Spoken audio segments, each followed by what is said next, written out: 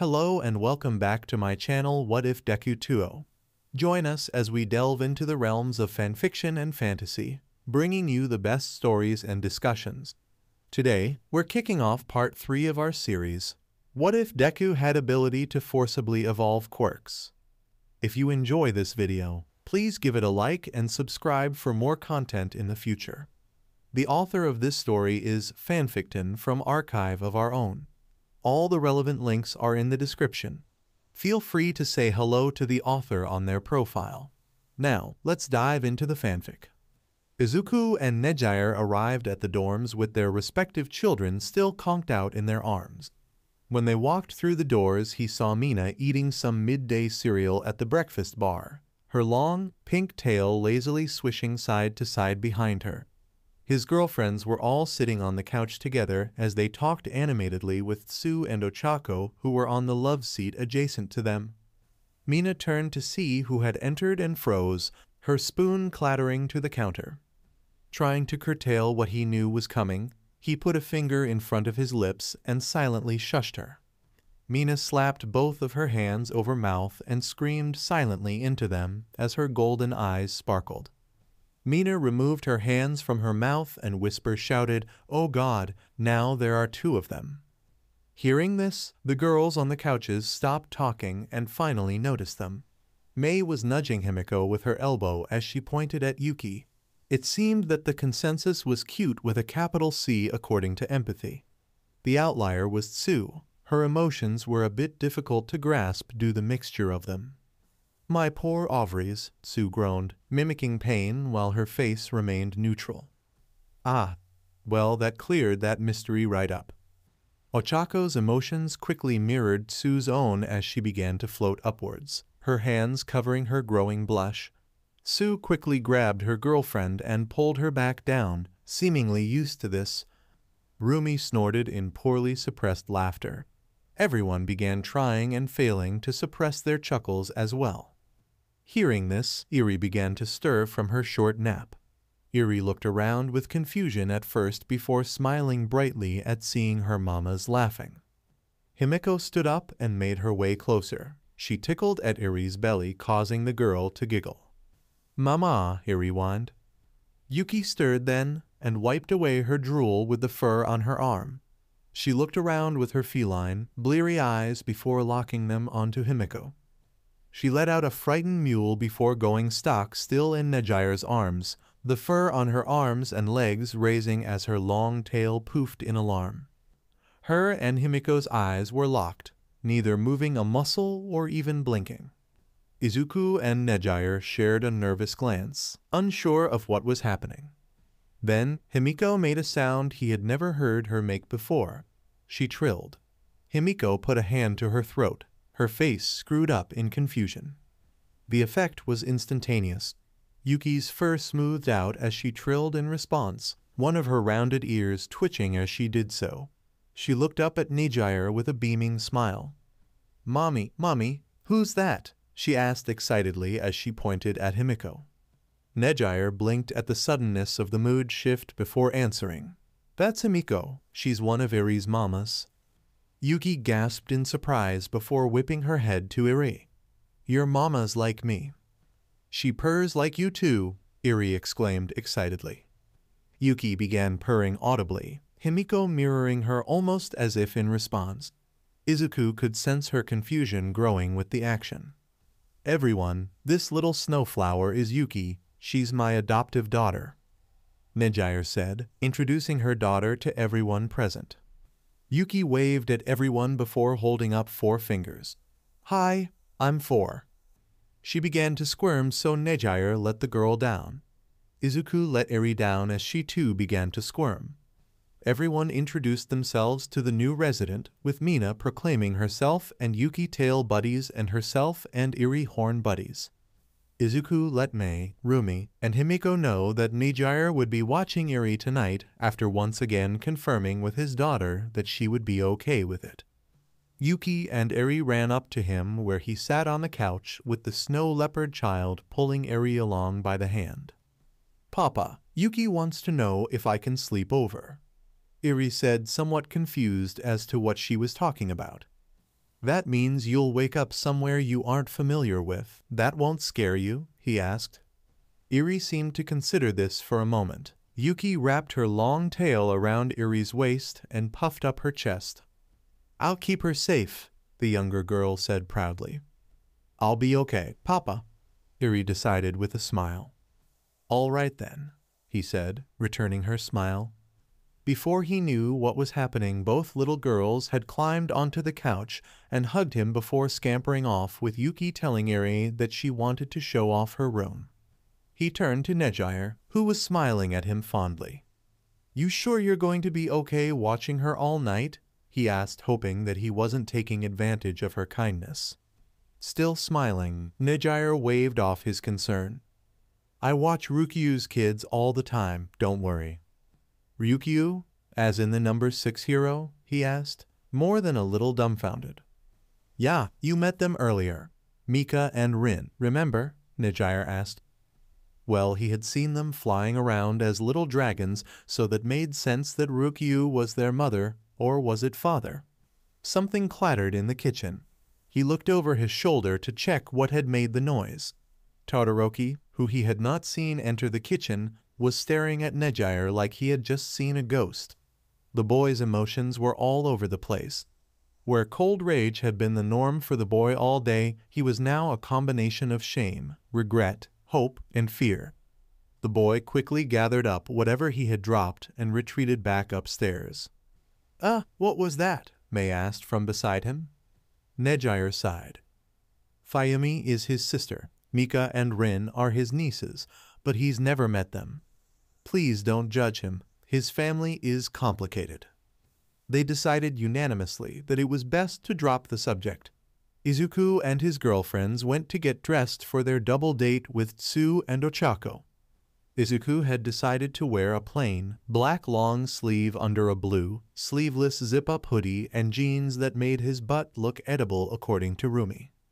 Most everyone had gone to Gym Gamma to test how their quirks had evolved. He itched to be there with a notebook, but he wouldn't trade a date with his girlfriends for anything.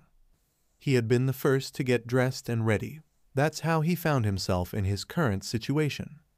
He was smashed into a tiny plastic chair at a small table in the middle of the common area. He was wearing a tutu over his date outfit as he sat with the table's other occupants. Nedjire was across from him in a breathtaking blue sequin dress and a crown fit for a queen. Yuki was to his left in an adorable pink princess dress and a tiara. Eri was to his right in a purple dress that was covered in sparkles. She too had a tiara fit for a princess. Izuku made sure to keep his pinky out as he sipped his surprisingly good tea from a plastic cup. Momo wheeled a metal cart up to him. She was wearing a modest maid's outfit as she overacted. "Would you like a refill, Madaham?" she asked with her poshest of posh impressions. Izuku cleared his throat before he replied in an unnaturally high voice. "Indeed." His performance earned him some giggles from the little girls and a warm smile from Nedjire.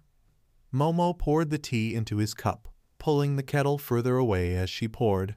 He wasn't sure if she had practiced the move, but it was impressive nonetheless.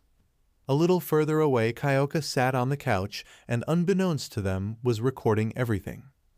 Would Princess Snowflower, Princess Unicorn, or the Fey Queen like a refill? Perhaps a cookie? Momo asked with an exaggerated curtsy to Nedjire.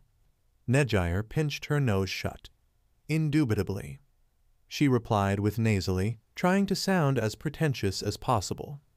Indaba Lily, Yuki said, attempting to mimic her mom in vocabulary and tone. Yes, please, Eri said politely, but with a slight, unrecognizable accent. Momo went around the table with her little metal cart. She had a skip in her step as she almost sparkled with joy. She seemed like she was enjoying this even more than the kids. Send us that video, Ribbit, came Tsu's unmistakable voice from behind him. Kyoka just gave a thumbs up from her perch on the couch. He noticed that she had gauged ears with metal tunnels. They looked good, and he was surprised he hadn't noticed them before. Izuku just shrugged at the knowledge that he was being recorded. He wasn't going to be embarrassed for playing with his daughter and her friend. He looked back at Sue. She had her long hair up in a massive bow behind her head that made him appreciate just how much hair she had and how cute it was to see up. She was wearing a green sundress with a lily pad pattern on it and black flats. "You look great, Sue. I love your hair up," he said honestly. If there was one thing Nimiri had taught him, it was how to give a compliment without sounding predatory. Well, that, and to never tell a woman that she looked tired, since it was apparently just a nice way of calling them ugly. Sue blushed and croaked in what he could tell was happiness. "You look good too, though I'm not sure about the tutu," she said, putting a finger to her chin. "Tutu?" Ochako asked as she came into view. She was wearing pink sneakers and a sundress like Sue's, but hers was navy blue and was covered in golden constellations. "You look out of this world, Ochako," he said, shooting her a finger gun before continuing. "But seriously though, you do." Ochako sputtered and blushed as Kyoka snorted. "Nice dad joke." Izuku puffed up his chest in pride. "Thanks, I've been working on them." "Well, you are a DILF," Rumi said casually as she rounded the corner. She was wearing low-cut black jeans that looked like they were painted on and a red leather jacket over a plain white muscle shirt that strained against her six-pack. She also had black combat boots on her larger-than-average feet. She looked like she could kick his butt, and he would just thank her for it. "That's the nicest thing anyone's ever said to me, even if you didn't mean to mumble that," Rumi teased with a smirk. FCK. He nervously glanced back to his tea party. Nejire was visibly straining to hold back tears of laughter as she clasped her hands over her mouth. Momo looked absolutely scandalized. Yuki and Eri were just confused. "Papa, what's a DILF?" Eri asked innocently. "Why would you thank her for kicking you?" Yuki questioned just as innocently. Tears were streaming down Nejire's face as laughter began to sneak past her hands. I'll tell you when you're older," he answered red-faced. Kyoka was shaking with laughter as she still recorded. "Now that's a line fit for a dad. Green," she gasped out between wheezes. Himiko and Mei came downstairs hand in hand then. Mei was wearing her goggles and a tight, black romper that did little to hide her prodigious curves that weren't usually on display since she typically liked her clothes baggy and comfy. Her high-top sneakers matched Izuku's own perfectly, but were a yellow that matched her eyes. He wondered what it would be like to run his hands over every square centimeter of Mei's body like she often did for measuring them. His manic inventor girlfriend might be onto something with that technique. Himiko was wearing high-waisted jean shorts that were short enough that he could tell that the bottom of her butt would be peeking out all night. She had a tight, black tee tucked into her shorts that read Crazy in Love in a red font that made it look like it had been written in BLD. She wore combat boots similar to Rumi's, but were unlaced and had a steel cap over the toes. He was very careful not to mumble aloud as he thought that getting stabbed suddenly didn't seem so bad. "You both look amazing. I don't have the vocabulary to do you justice." "Mei, are you sure you're comfortable enough?" he asked once he finally gathered his thoughts and picked up his jaw. Himiko's eyes were predatory as she looked at him with a hunger that had nothing to do with food. Mei's smile was manic but loving as her eyes zoomed and unzoomed on him rapidly. "I'm comfy. It's stretchy, see?" Mei answered, and to demonstrate she pulled on her romper, the material stretching easily and revealing a healthy amount of side melons in the process. Izuku blushed and coughed a few times before turning back to the tea party. He spoke with a forced high pitch once again. "I must bid you ladies adieu, for my entourage has arrived." He stood and excused himself with a formal bow before handing Momo his tutu and grabbing the backpack he had prepared for the night. He thanked Nejire again and gave Eri a quick hug goodbye, his girlfriends quickly following suit. As they exited the front doors of the dorms, he heard Kyoka laugh nervously. "Momo, babe, what are you doing with that tutu? Come join us for tea, Princess Punk." "I'm afraid the other princesses insist," Momo said with practiced poshness, followed by the sound of Kyoka sighing in defeat. Izuku and the girls took their seats in the booth of the Chinese dumpling restaurant. Izuku sat between Rumi and Mei with Ochako sitting across from him between Tsu and Himiko. "This place seems expensive," Ochako said nervously. The place was certainly nice and surprisingly authentic, but it didn't make him feel underdressed. "It's not too bad," Izuku offered. "Oh, okay," Ochako said unconvinced as she squeezed her clutch subtly. He and Rumi made meaningful eye contact. The waiter arrived, and having been here before, Izuku ordered a variety of dishes for the table. Ochako was radiating worry at this point, and Tsu was nervous as she likely rubbed the girl's thigh in an attempt to soothe her. "What's wrong?" Izuku decided to ask up front. Both girls looked at each other before Ochako spoke. "I guess it's no use hiding from an empath. I'm worried I won't have enough for the bill." Tsu cut in. "I have money from babysitting my siblings. Ochako, let me." "No. I don't like you always paying for stuff, and I'm the one that wanted to have a double date to begin with. You just asked," Ochako said, refusing to budge on the matter. "We're paying," Himiko said, just as obstinate.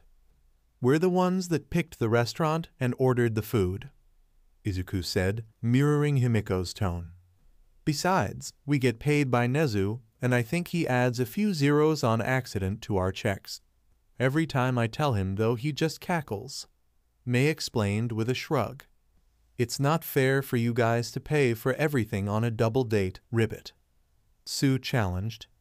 "Yeah," Ochako agreed with a huff as she crossed her arms under her chest, unintentionally highlighting her impressive bust that threatened to spill out of her dress. Judging by their feelings, Rumi and Mei had noticed as well. Rumi mirrored Ochako's defiant stance, highlighting her chest as well, causing Himiko to drool and Tsu and Ochako to blush. "If you want the check, you'll have to fight me for it. You can pay for what we have planned next," Rumi literally challenged.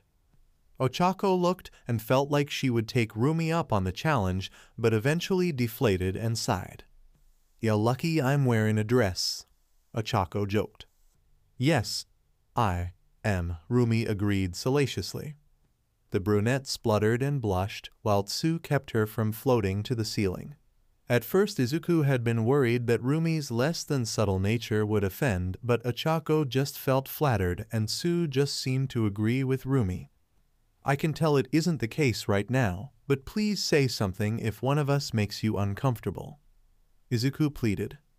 Tsu seemed confused at first, but quickly understood. "You being able to read me so easily is odd for me, Ribbit. I normally have to be really blunt for people to not misunderstand me due to my face being hard to read." Mei glanced up at Izuku with a smile full of love before she looked at Tsu in understanding. "I'm on the spectrum, so I can relate to being easily misunderstood." Tsu smiled. "Most people can't relate, thanks for telling me."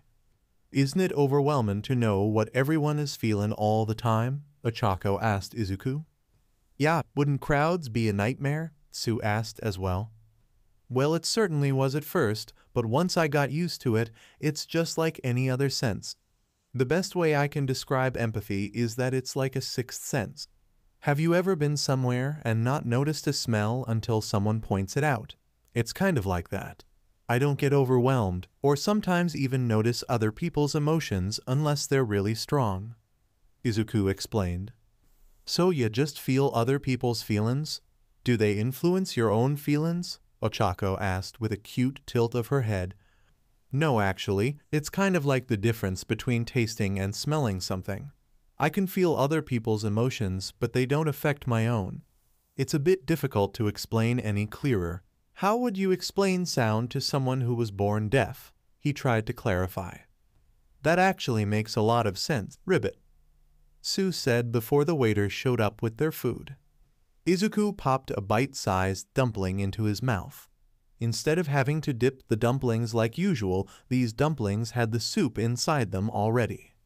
Himiko ate one of her special dumplings that were much like his own, but instead of soup, they had BLD in them. It was one of the reasons they had chosen this restaurant. She hummed in satisfaction and ran her long tongue over her fangs. Seeing the BLD on Himiko's teeth, Tsu spoke up. "I've already mentioned this, but I'm pretty blunt. Himiko, you're much scarier than you were in middle school." At first Himiko was filled with worry, but quickly calmed when she didn't notice any ill intent in Tsu's eyes.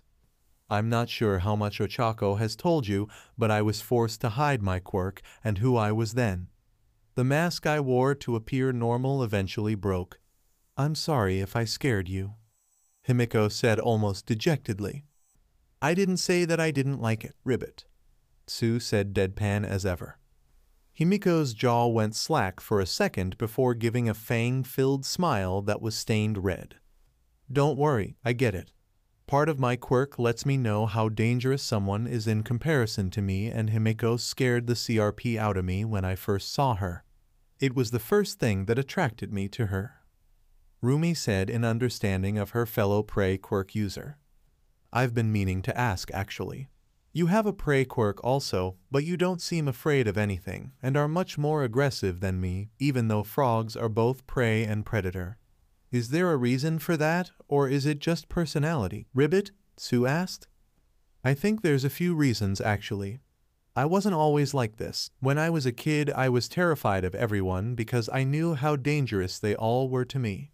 I was so scared, in fact, that during a villain attack my parents bought me time to run, but I just froze. I couldn't move a muscle as my parents sacrificed themselves so I could live. Their sacrifice would have been in vain too if the man that ended up adopting me hadn't stepped in and rescued my sorry butt." Izuku put a hand on her thigh and rubbed his thumb along it. She leaned onto his shoulder as her ears drooped. "Sorry for being a buzzkill, oversharing and SHT," Rumi said after realizing she had just casually dumped a serious topic into the middle of a nice date. "Ya aren't being a buzzkill, Rumi? Who was the hero that adopted ya?" Ochako asked softly. Rumi's ears perked up at the subject change. "He wasn't a hero exactly. Have you ever heard of Knuckleduster?" "Knuckleduster adopted ya. He's so cool with the way he fights," Ochako exclaimed as she shadowboxed. "From what I remember, you're pretty scrappy yourself, Choco," Himiko teased with clear attraction. Tsu leaned in front of Ochako, who was trying not to blush. "You should have seen the fights she got into in high school, Ribbit. After our first year, no bully dared pick on anyone with her around," Tsu said conspiratorially. Himiko grinned like the cat that had caught the canary as Ochako tried to float away again. Rumi laughed. "I'd love to hear more about those fights once you aren't floating. I'll tell you about the time that Mei laid out an upperclassman for touching her goggles." Once she had successfully gotten her girlfriend back into her seat with Himiko's help, Tsu asked, "You said there are several reasons for why you're more aggressive than me. What were they?" Rumi looked around to make sure nobody was listening before she leaned in and whispered, "It's only a theory, but rabbits are hyper-aggressive during mating season and, well, humans are basically always in a mating season after PBRTY, so yeah. PBRTY must have been rough for you then, Ribbit." Tsu wondered aloud. Rumi's grin was vicious. "That was the first time I saw my old man scared." Izuku remembered the day Mr. Guro had pulled him, Himiko, and Mei aside after sending Rumi to the store for something. They all had assumed it would be a shovel talk to end all shovel talks, but he just had this faraway look in his eyes as he told them the story of Rumi's PBRTY days like he was recalling a first-person account of a war. He warned them that if they had kids with Rumi to be prepared for the fight of their lives once the child reached PBRTY. Needless to say, they had all been a bit scared to see the gruff man so shaken by something. To his side, Mei brightened and began vibrating in her seat. She pulled out her notebook from who knows where before asking, "Do you two know how your quirks evolved?" Upon hearing her question, Izuku immediately mirrored her excitement and pulled out his own notebook. "Where did you two pull those out from? The waistband is the only thing that makes sense, but I would have noticed them when I was never mine, Ribbit." Tsu cut herself off as she began to blush and emit both embarrassment and attraction. Himiko leaned forward and wiggled her eyebrows at the frog girl. Aren't they but amazing? Ochako nodded absent-mindedly to Himiko's question before realizing what she had done and blushed hard enough to give Izuku a run for his money. Ochako sputtered and tried to course-correct the conversation. Well, anyways, my quirk used to require all 5 of my finger pads to touch whatever I wanted to remove the gravity from. It wasn't voluntary, and I had to touch all 10 of my pads together for the effect to cancel. But now I only need 1 finger to touch. It's voluntary unless I'm sleepin' or flustered. I can control how much gravity I remove, and I can cancel the effect with a thought. More fingers touching does increase the conductivity though. She demonstrated by touching her dress with a single finger, the tip glowing pink momentarily. Her dress began to float weightlessly, but she did not.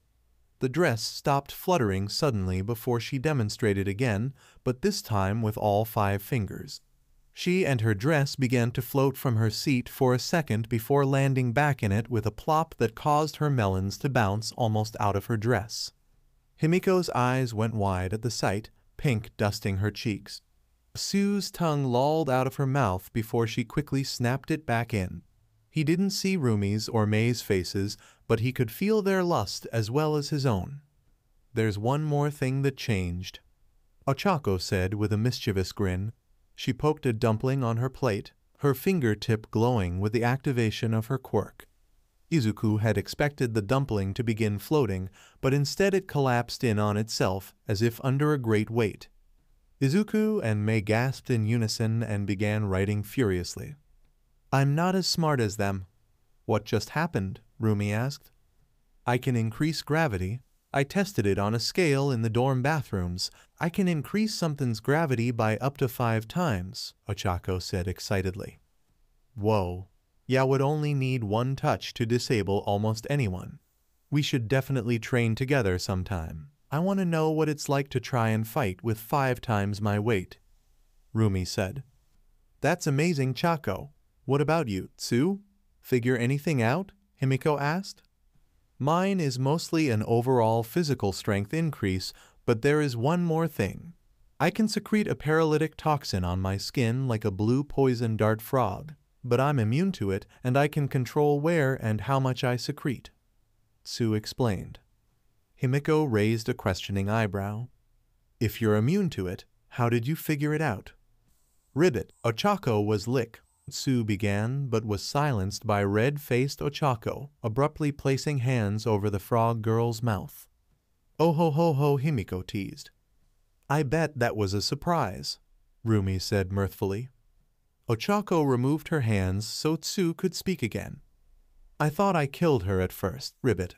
It wore off pretty quickly, though. Tsu turned her attention to Mei and Izuku, who were still furiously scribbling. Do they do that often? Oh, that? Yeah, but they're still listening, Rumi explained before peeking at what they were writing. Looks like Mei is planning to make you a dart gun and Ochako some kind of grappling winch, as well as Mei, no grenades. Rumi light chastised, earning her a huff of frustration from her pinkette girlfriend as she flipped her pencil and began erasing. Looks like Izuku is curious about how much stronger you are and if your muscle density increased like mine did. He's also curious if Ochako can decrease something's gravity, then increase it without having to touch it again. I don't need to touch it again, Ochako clarified quickly with a fond smile at the three's dynamic. I'm heavier now, so I think so, Tsu offered with a shrug. Izuku's frantic pace quickened. Once the two had finished writing and put their notebooks back to wherever the hell they had come from, Ochako addressed Mei. Mei, ya inventions sound pretty amazing. Would you tell me more about 'em? Mei's eyes were wild as they snapped to Ochako's. You want to hear about my babies? I've been waiting years for someone new to ask me about my babies. She slapped a metal disc onto the table. It turned on to reveal itself to be a hologram. I made a model. Izuku watched Mei fondly as she frantically explained her babies with the same passion that had initially attracted him. This went on for about 10 minutes. Both Ochako and Tsu were doing a valiant job at trying to follow the pinkette, but she was spewing scientific jargon that he barely understood even after 3 years with her. He tapped May on the knee 3 times. It was their signal that May wasn't allowing any space in a conversation for anyone else. She stopped mid-syllable of piezoelectricity and leaned her head affectionately onto Izuku's arm. "So yeah, that's a couple of my babies," May said with pride. "Wow, Ribbit, that was impressive. No wonder you're a double major," Tsu said, completely blown away by the impromptu presentation. "I won't pretend to understand everything you talked about, but it's obvious you're passionate, talented, and probably the smartest person I've ever met." Ochako all but gushed. May's answering smile was radiant as she squeezed Izuku's arm. "Thanks," she said as affection rolled off her in a torrent. Izuku looked outside to see that it was dark out now. They had been talking for quite a while by this point and had finished eating and even paid a while ago. "We should probably get going if we want to make it in time," he said, his girlfriends agreeing. "You never said what else we're doing, Ribbit," Tsu questioned as they began to leave. Himiko bumped hips with the girl. "It's a surprise, you'll just have to wait and see."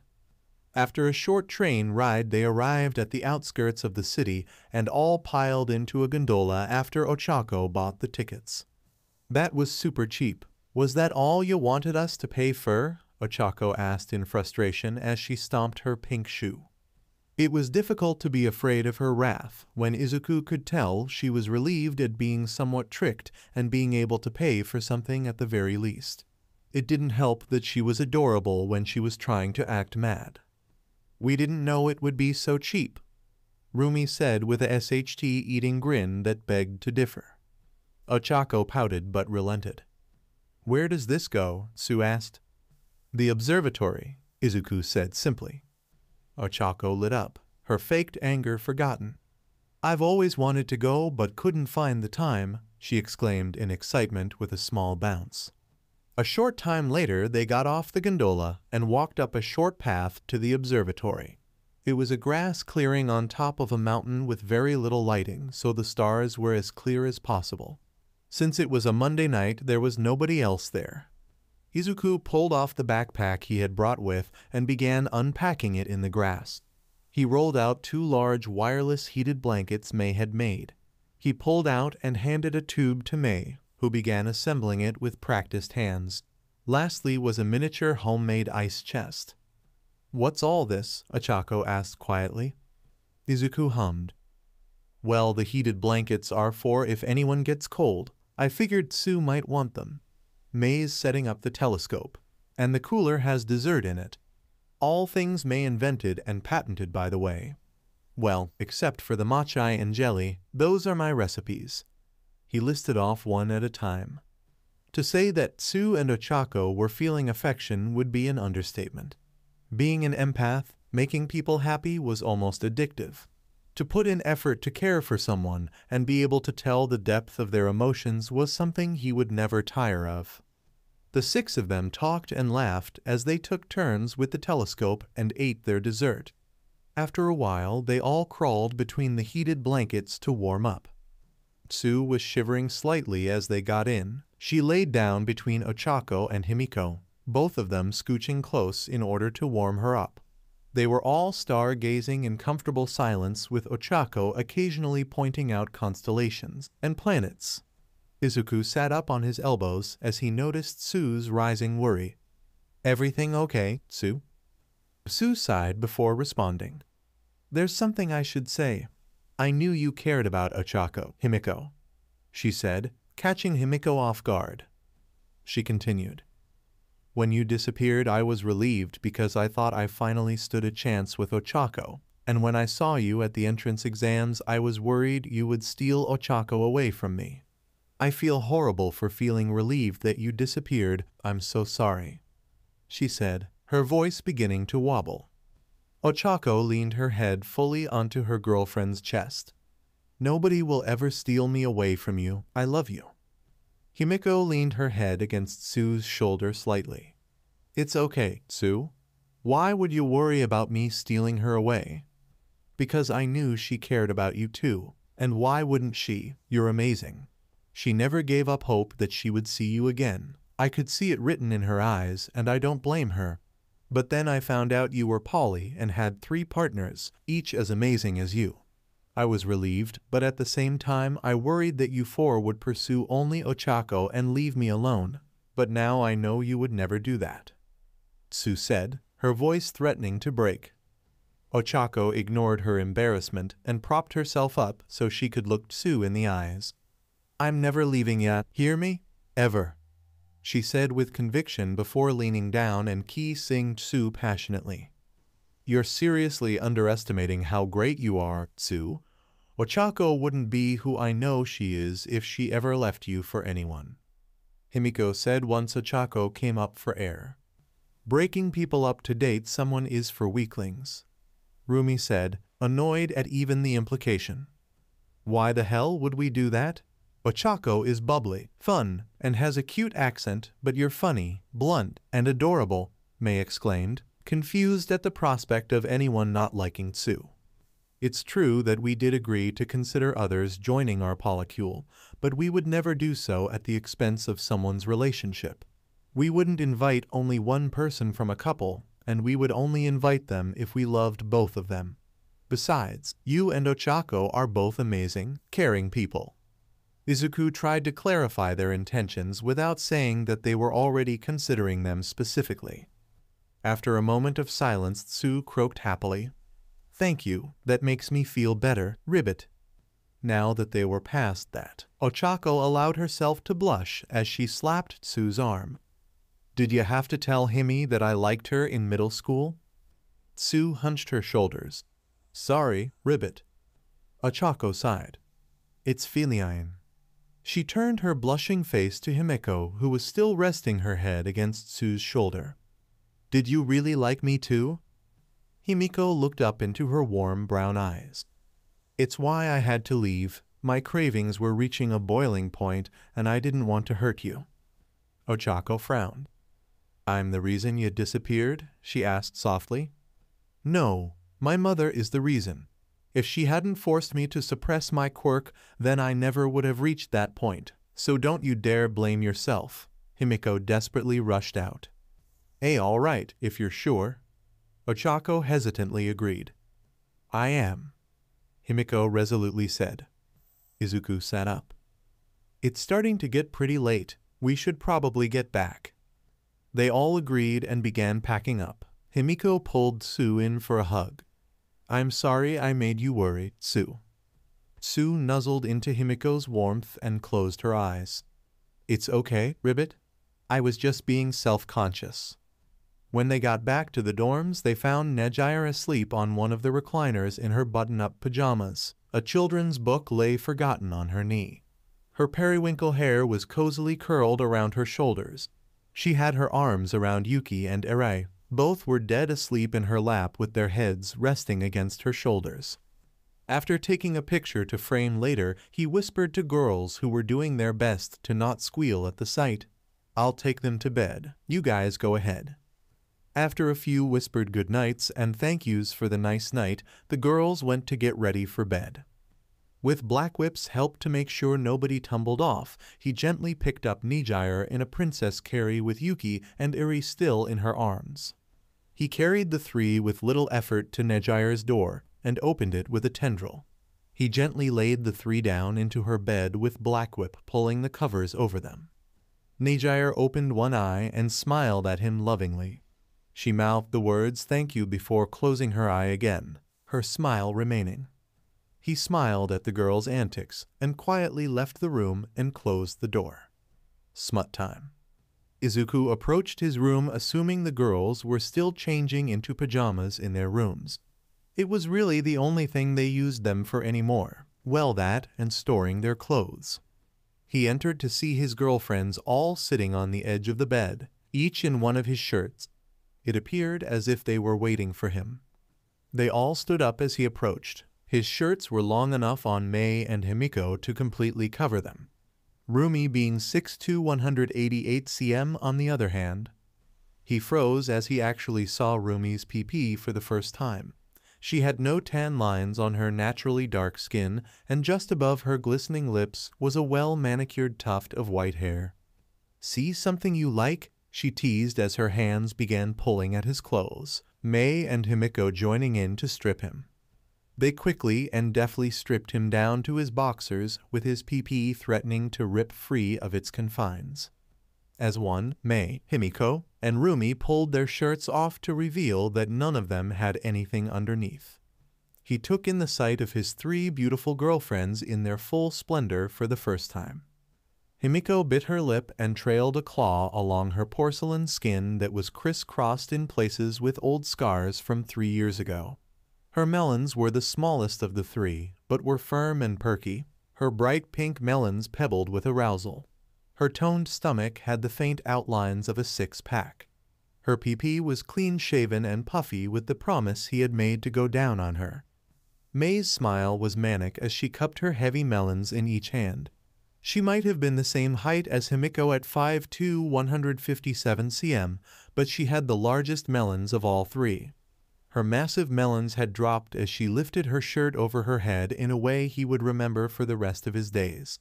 Her frame was muscular and deceptively powerful. She wasn't as lean and lithe as Himiko, but she had a 4-pack of abs and arms many would envy. She too was clean-shaven, her folds wet with want. Rumi's grin was predatory as she jutted her hip to the side with her hand on it, her full melons swaying with emotion. Her skin was a natural dark tan that had no tan lines. She was easily the most muscular of the 3. She had a well-developed 6-pack and muscles that created a V pointing to her womanhood. Her thighs were burgeoning with barely restrained muscle as she sauntered closer, her muscular hips swaying. "Wow," he said sagely.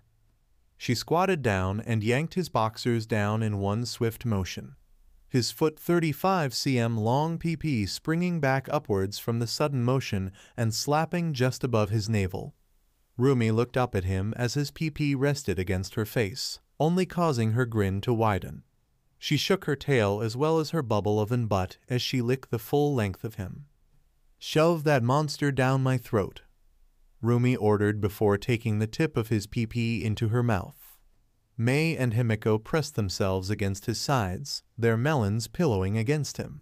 They began groping his butt as they watched Rumi begin to bob along the tip of his PP as both of her hands began pumping along the... He groaned at the warmth of Rumi's mouth as she swirled her tongue over the tip and looked up at him with hungry eyes.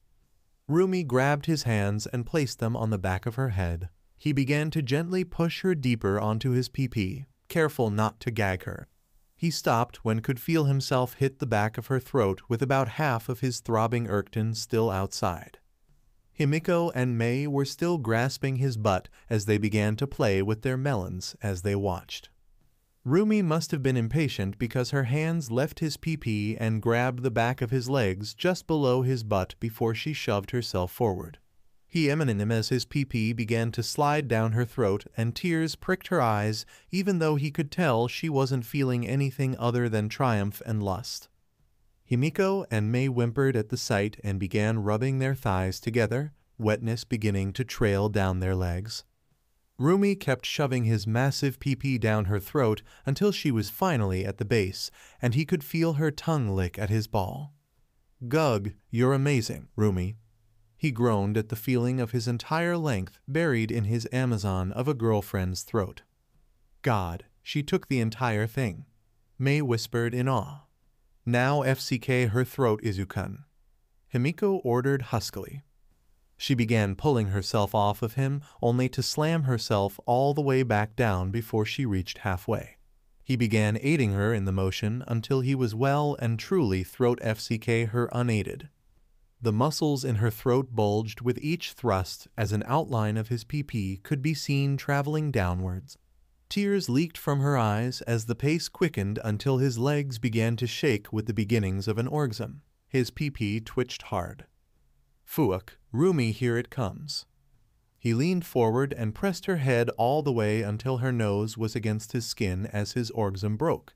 He could feel her throat working to take his load with each shot of cum, only making his orgasm even more intense as her throat tried to milk him dry. After 10 long seconds he released her head and she slid herself off his pulsing PP. She gasped for air before licking her lips and opening her mouth to show him that nothing remained. She had swallowed every drop. "Thanks for the meal," Rumi said scratchily as she stood. He pulled her in by the waist for a deep kiss. Their tongues intertwined as he wiped away her tears with one hand and used cell activation on her throat with the other. They pulled away, both gasping for air. She rubbed her throat. "That feels better. Thanks, babe," she said in appreciation, voice no longer scratchy. Mei and Himiko pulled her in for a three-way kiss as their hands roved over each other's bodies. "That was so FCK hot," Himiko whispered into Rumi's ear, causing it to twitch. "Yeah, it was. Let's move on though. I'm dying here," Mei yelled as she grasped Izuku's still rock-solid PP and began to lead him to the bed by it. "Lay down on your back," Himiko ordered. He didn't need to be told twice as he laid down. Himiko hopped onto the bed and walked atop it until she was standing above him with her feet to the sides of his head. He watched with lust in his eyes as she lowered herself onto his awaiting face, his hands moving to grip her toned, supple butt. As Himiko ran her hands through his hair and began riding his face, he felt something on both sides of his PP. Rumi and Mei sat on his lap and pressed their now dripping pussies together with his PP sandwiched between their lips, his PP reaching halfway between Mei's belly button and the underside of her melons. They began grinding as Rumi held the much shorter girl's head in her hands as she kissed her softly, both of them smiling and humming into the keys. Her tongue slid along Mei's lips, seeking entrance. Mei granted entry and Rumi's tongue began to explore her mouth. They emmed them into each other's mouths as they began to pick up the pace of their grinding with Izuku's PP sandwiched between their bodies.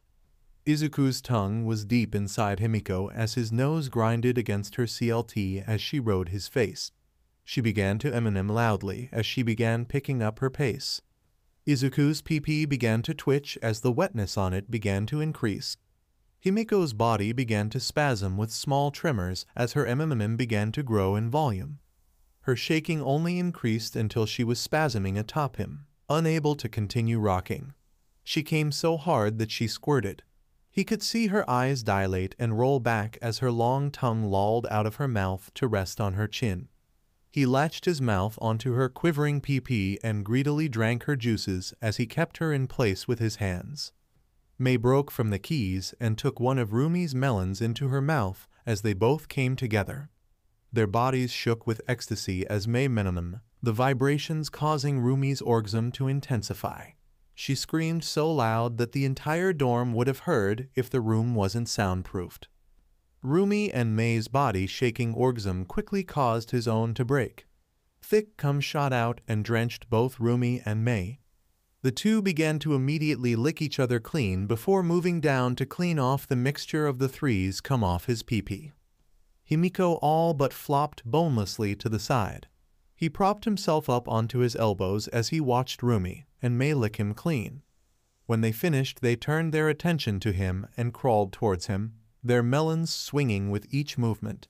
He was nearly hypnotized by the time they reached him and began to lick his face free of Himiko's orgasm. Rumi and Mei laid their head on his chest with each of his legs between theirs. Still in a daze, Himiko crawled between his legs and laid directly on top of his torso with his still irked pee-pee nestled between her butt cheeks. "That was amazing," Mei breathed out. "Mmachum," Himiko mumbled. "I still feel full," Rumi noted with a shaky voice. "I love you three so much," Izuku said as he pulled Rumi and Mei closer. The three girls mumbled out a chorus love yous in response. Himiko sobered up a bit from her cum drunk and knitted her eyebrows together as she flexed her butt cheeks around Izuku's pee-pee. "But Izuku's still hard," she protested. "Don't worry about me. I think cell activation makes it so I can basically go until I want to stop. I like you warming me anyways," he said as he thrusted his slick pee-pee between her cheeks once. Himiko wiggled her butt in response and closed her eyes. If you say so, this is surprisingly comfy actually. Wake us up if you can't sleep because of it, Mei said sleepily as her eyes fluttered close. Yeah, Rumi agreed as she too closed her eyes. He hummed in agreement before using Blackwhip to pull the blankets of them and closing his own eyes. Izuku woke to the sensation of a finger trailing along his bare chest. He opened his eyes to see Himiko, Mei, and Rumi all still pressed against him, their melons pillowing against his frame. Himiko was purring as she traced the barely there starburst scars on his chest from the day he had met her. Good morning, Izu, Himiko purred. Rumi and Mei both looked up at him with love in their eyes, and he could feel all their love combining, resonating to the point that it felt like the warmth of a campfire on a chilly evening. I love all of you so much, he said as he basked in the warmth of their emotions. They returned the sentiment, and the sensation grew like it was building to something. They laid there basking in each other's presences until their alarm went off and they went about their morning rituals. Nejire and Mei had taken Iri and Yuki to their class, all of them holding hands in a chain that went Nejire, Yuki, Iri, and finally Mei. As the four left, Iri and Yuki were babbling excitedly about their sleepover and what they wanted to do next time, while Nejire and Mei were asking and answering questions in such a frantic pace he almost had to activate full cowl to be able to follow it.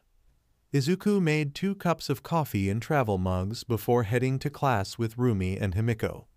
Once he was at homeroom, he gave the coffees to Aizawa-sensei and Hitoshi at the same time, offering them a hand glowing with cell activation. Hitoshi actually hugged him, proclaiming he would hide a body for him if asked. Aizawa-sensei tried to hide his gratitude behind nonchalance, but he could tell that the gruff man felt like a kid on Christmas. Homeroom had been much more conventional this time around. Aizawa went over everything they had missed not attending the assembly in the 10 short minutes they had as opposed to the hours it would have been. He went on to explain that the rat thought it was funny to bore students at the assembly into unconsciousness with his droning. After a short homeroom, there was English with Present Mike, Math with Ectoplasm, Literature with Cementos, and History with Snipe.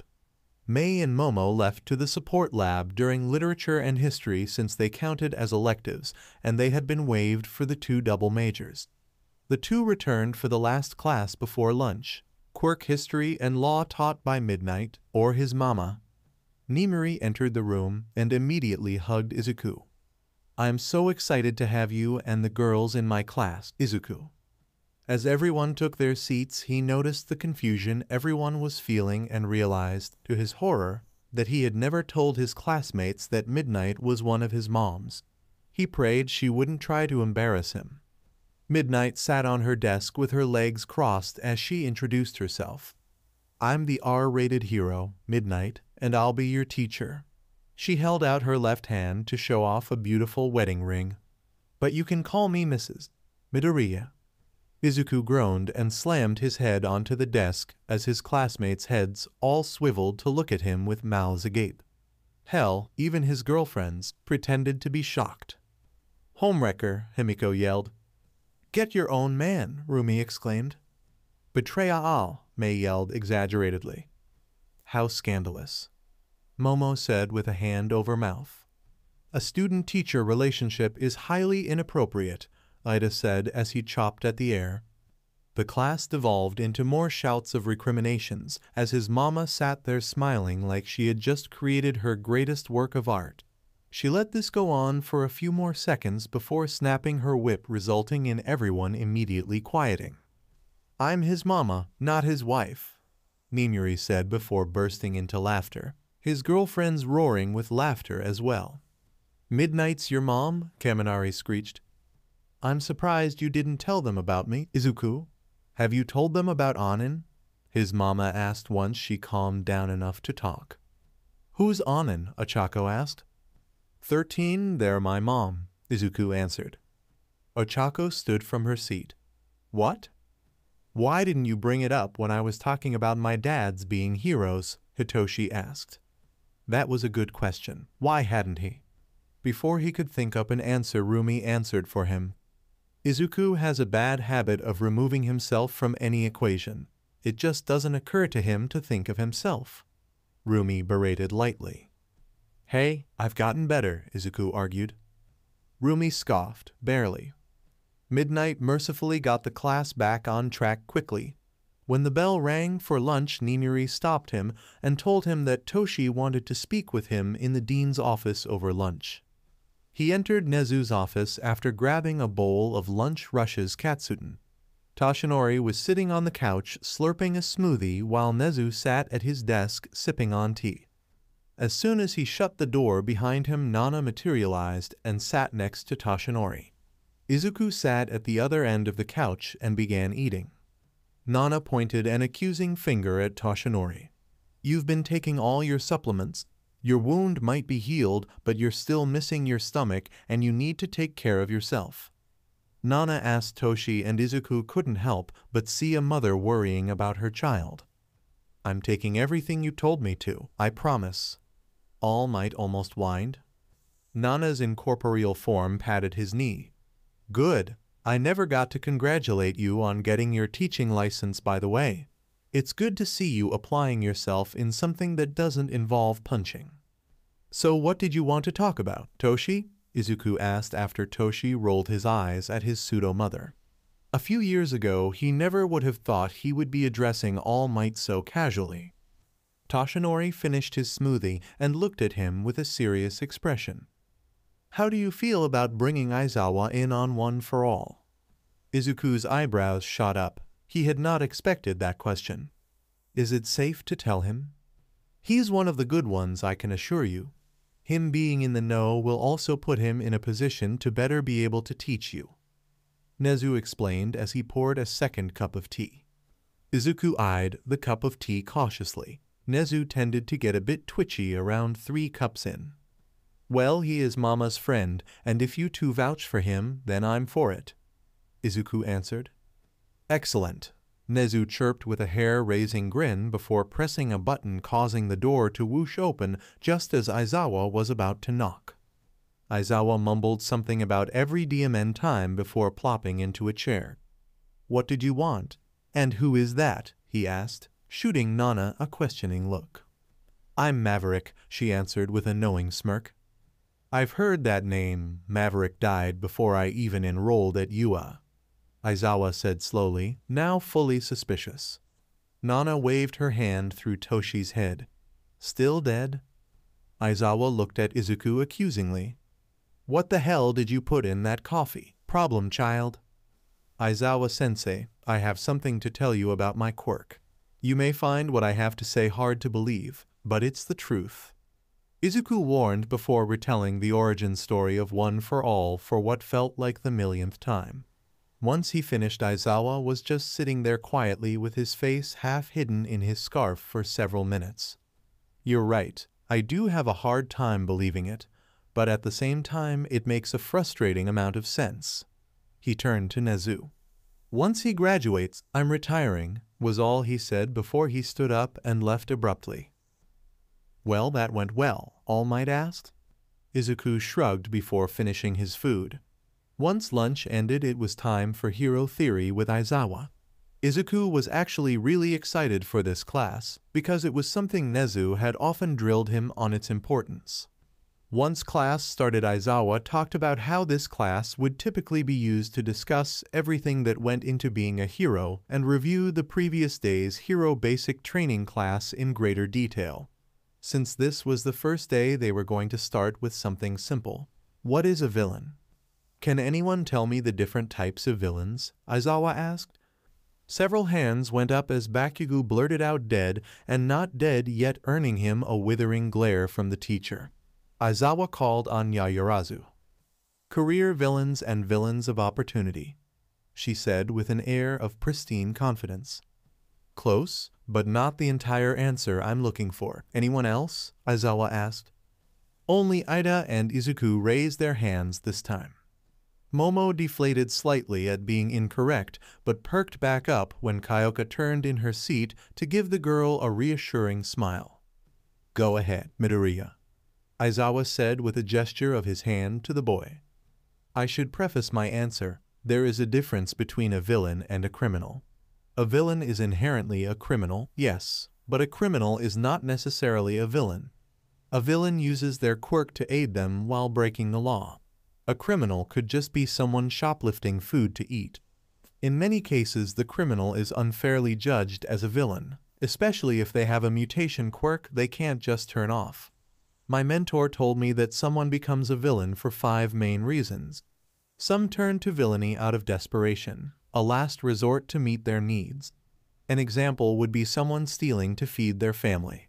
Some turn to villainy because they felt like outcasts in our society and lash out because of it.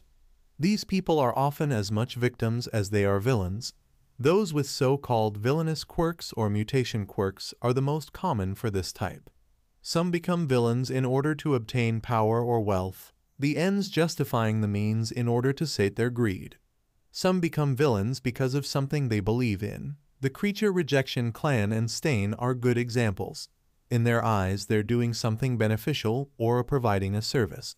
Lastly, some turn into villains because they simply want to hurt people. These are the most dangerous by far. They can't be empathized with no matter how much we as humans wish to understand. Izuku finished answering, nearly out of breath. The speaker in the corner of the room crackled to life. Couldn't have said it better myself. Excellent job.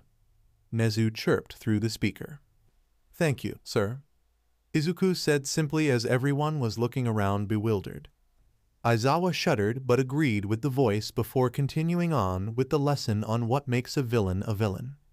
Up next was the class everyone had been looking forward to the most, Hero Basic Training.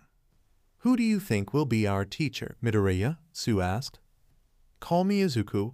I know who it is, but I'll let it be a surprise, he answered somewhat mischievously. Mina whipped her head to him and narrowed her golden eyes. First names? Something happened, didn't it? Ochako and I went on a double date with his polycule last night, Ribbit. Tsu answered casually. Mina slapped her hands to her cheeks. Me and Toru got dibs on the next double date night with the polycule, she declared. Toru became visible. Yeah, we can go on a shopping date. They began to converse about ideas of where to go until Kyoka snapped to attention and looked at the door. That laugh no FCK way, the punk girl said. Language, Ida instantly reprimanded. I would appreciate it if you didn't yell at my girlfriend, Ida, Momo said, voice sickeningly sweet. I'm entering the room. The door slammed open and All Might slid into the room all the way to the podium and flexed. Like a hero, he said in his powerful voice, causing everyone to erupt into cheers, even those that knew he would be there. Is that his Silver Age outfit? Tsu asked. Whoa, his eyes really are white again. How? Toru asked from her front row seat. All Might blew past that question like he did in every interview. Today we'll be doing drumroll please, he said as he fished something from his suit. Izuku began drumming his fingers on his desk as requested. Combat training, he said with gusto as he held out a card that said battle on it. Bakugo grinned like a madman while Rumi and Himeko grinned like sharks that smelled BLD. For that you'll need these, he said while gesturing to the wall as it began to open. Large metal briefcases were on racks with their seat numbers on them. Young Hatsume, your costume is waiting for you in the locker room, he added as an afterthought. Well, don't just sit there. Get changed and meet me at ground beta, he said before disappearing in a gust of wind. Mei nearly tripped as she took off for the locker rooms in a dead sprint. Mama's common baby. Izuku was walking into ground beta looking down at the worn knuckle dusters he had on. He was surprised to see them resting on a letter when he first opened his costume case. The letter was handwritten and barely legible. It read, Congratulations, kid, you're an official graduate of Ogre's Gym. These are your graduation gifts. They've taken down more villains than any hero outside of the top 10. I would say to make me proud, but I already know you will. Look out for my little girl, will ya? P.S. Don't worry about breaking them. They're made out of some bullshit alloy and are practically indestructible. P.P.S. If you're reading this, Rumi, don't scoff. You'll always be my little girl. Izuku smiled to himself. For all of his appearances, Mr. Guro was nothing if not a loving father. Izuku wouldn't let the man down. You look good, Hitoshi said, snapping Izuku out of his thoughts. Izuku looked up from the letter at Hitoshi. The purple-haired boy was wearing what looked like a ninja costume with kunai strapped to his chest, a black metal half-mask, and a scarf exactly like Eraserhead's but black. He looked back down at his own costume. He had gone with something akin to his very first costume design, but a tighter fit and minus the hood and bunny ears as Rumi had put it. His mother had wanted to sew it for him, but All Might had offered his resources. Instead of simple cloth, his suit was made of the same nigh-indestructible material as All Might's were. The majority was black instead of the original lime green, and the sides had a thick stripe of green running down them that matched his hair. He had armored knee and elbow pads to pack some extra punch. On his waist was a utility belt with red pouches hanging off of it, each pouch with a different colored circle on the top to distinguish what was inside. May had packed his belt with all kinds of goodies. She had also modified a pair of his red high tops to be armored and reinforced strong enough to kick through steel. A metal half-mask lay against his collarbones with a built-in air filtration system. In the area of the mask that covered his ears was a dampener that would lower any noise over a dangerous decibel to a tolerable one. Something Rumi had as well, but were earbuds. When equipped, the mask would secure itself tight to his face. If he didn't know that making things for people was May's love language, he would feel like he was taking advantage of her with how much she contributed to his costume. All the equipment she had made had to be approved by Yue since she wasn't licensed or a student when she made them, but the process was well worth it. Thanks, Hitoshi. Yours looks great too, the capture scarf in particular. Izuku returned the compliment in turn. He looked around to check out everyone's costumes. Well, everyone but the girls since they weren't out yet. Aoyama looked like a cross between a knight and a disco ball. Kaminari looked like he was just wearing some rocker-style clothing.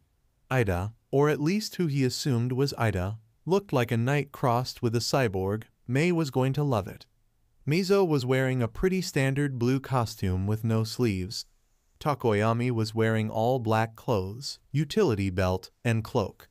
Todoroki was wearing a white jumpsuit with fake ice covering one entire side with a red eye. It was a bit odd to say the least. Hanto was wearing a black and white suit with tape dispensers for shoulder guards and a full helmet. Bakugo was, that BSTRD was wearing a design he had drawn. The blonde must have kept a page from the notebook he all but destroyed. He was about to lose his cool when Kirishima came up to him in his costume. It consisted of black pants, a tight black shirt, a red torn-up cloth around his waist, a mask framing his face, and gear like shoulder pads. Nice costume, bro. Hey, does this look gay? The redhead suddenly asked him while gesturing to his shirt. To say Izuku was taken aback would be putting it lightly. Thanks, yours looks great too, but what do you mean by looks gay? Izuku questioned. He was going to be upset if by gay he meant stupid. Instead of answering, Kirishima grabbed a fistful of his shirt and ripped most of it off to expose his muscular chest and abs. How about now? Izuku blinked dumbly. What are you talking about? Kirishima just hummed before ripping his shirt completely to ribbons. Now? Yes. Hitoshi croaked next to him, his eyes glued to Kirishima's muscles. Kirishima smiled with all his shark-like teeth. Thanks, man, he said before walking off. Izuku just watched him walk away completely lost as to what just happened. Sure, he realized that he wanted it to look gay now, but couldn't he have asked if it was enticing enough or something? Izuku, May's voice yelled from behind him. He turned to see all the girls walking his way, and he could have sworn time slowed as he tried to take in every detail. May was wearing her full power armor she had modeled off of her Adepta Sororita's models, her helmet cradled against her side. It was truly May's crowning achievement. It was solid black, and on each shoulder pauldron was a decorative golden H with golden wings spreading from it. On each knee and elbow guard was a golden crosshair. A red piece of cloth hung from the front of her belt to the middle of her shins and fluttered between her legs as she walked. There was a similar cloth that hung from the entire backside of her belt and flowed like a cape. There was a pistol mag locked to her right thigh and a rifle butt peeking over her shoulder. "You look badass, Mei. I can't wait to see you in action," Izuku said, earning him a smile. "Is that a gun?" Ida balked. "Two of them. They're both railguns, actually," Mei happily explained and pulled off the rifle to show it off. It looked like a conventional long barrel rifle, but it was fairly rectangular in shape and had no scope. "This is the Exodus rifle." She put it back and pulled out her pistol. "And this is the Exodus pistol. They're both powered by my suit through my palms so nobody but me can fire them." She put away the pistol before turning her palms upwards and showing electricity dancing across her hands. "Very impressive armor. I would love to sit down and discuss the finer details later. The railguns are quite the feat, though I'm more partial to launchers personally," Momo complimented as she approached. "Thanks, it has pockets. We should definitely go over our babies." "Ooh, how about a double date?" Mei asked as she bounced in place. Momo was wearing a black turtleneck tank top that fit more like a sport's clothes. On it was white armor plating. On her lower half she wore a mid-thigh black skirt that also had white armor plating. Underneath everything was a red bodysuit of a material that looked exactly like Midnight's white self-healing fabric.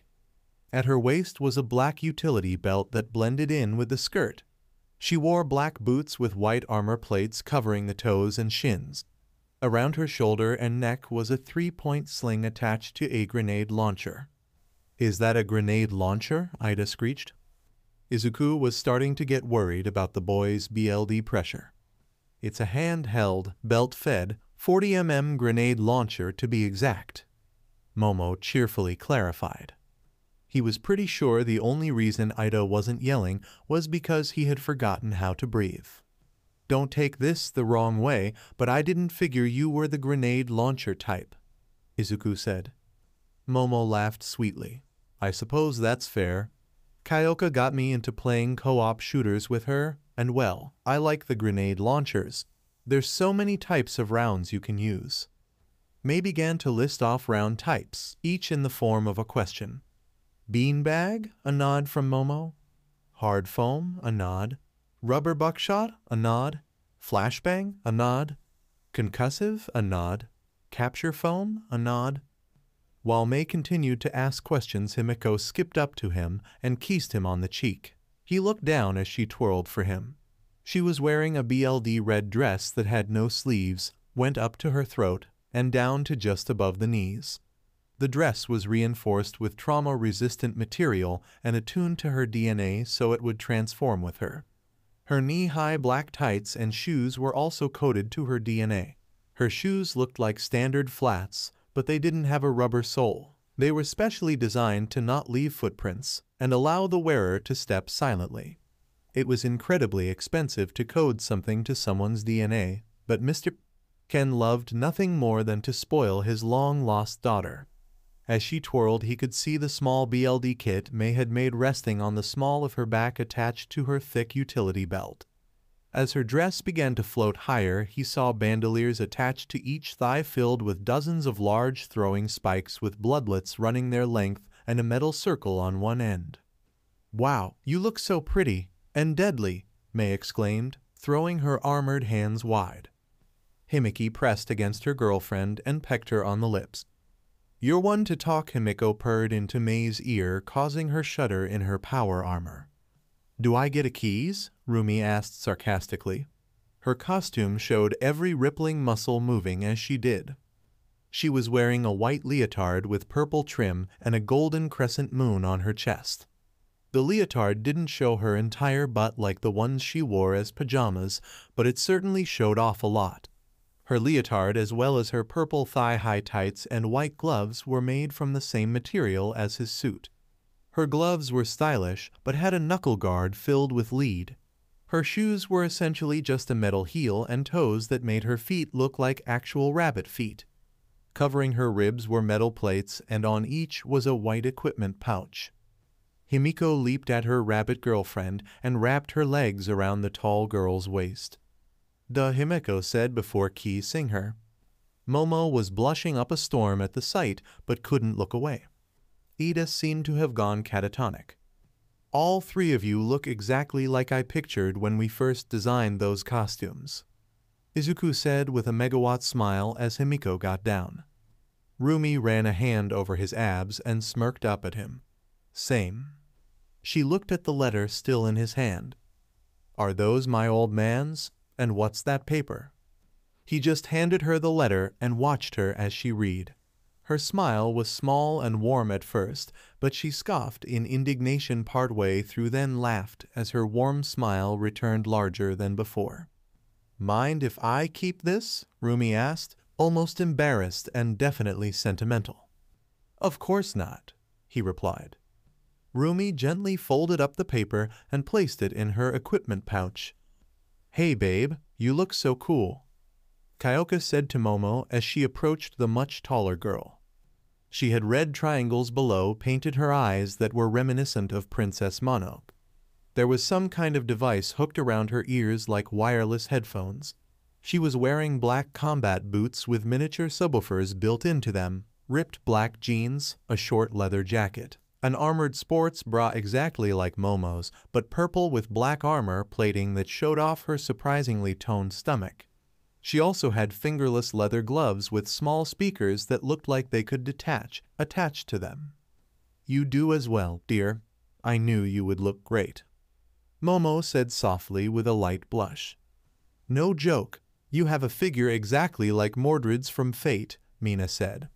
After seeing everyone's confused expressions, she puffed up her cheeks in a pout and explained. "It's a pre-quirk anime." Kyoka shrugged. "Ah, thanks." Mina was wearing a skin-tight, strapless bodysuit he couldn't help but wonder how it managed to stay up with her bust already trying to spill out of it.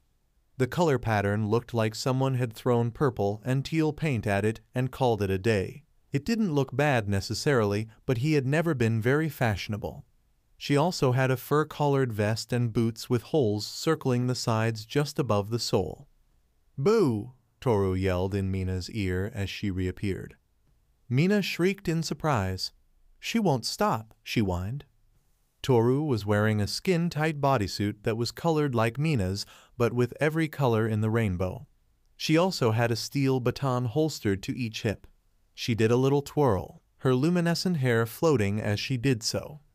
"Not bad for last minute, right?" Toru asked. "Awa we match," Mina crowed before kissing Toru on the cheek. "Last minute?" Izuku asked. "Yeah, I couldn't make my clothes invisible before my quirk evolution, and I couldn't afford a DNA-coated suit, so it was just going to be shoes and gloves.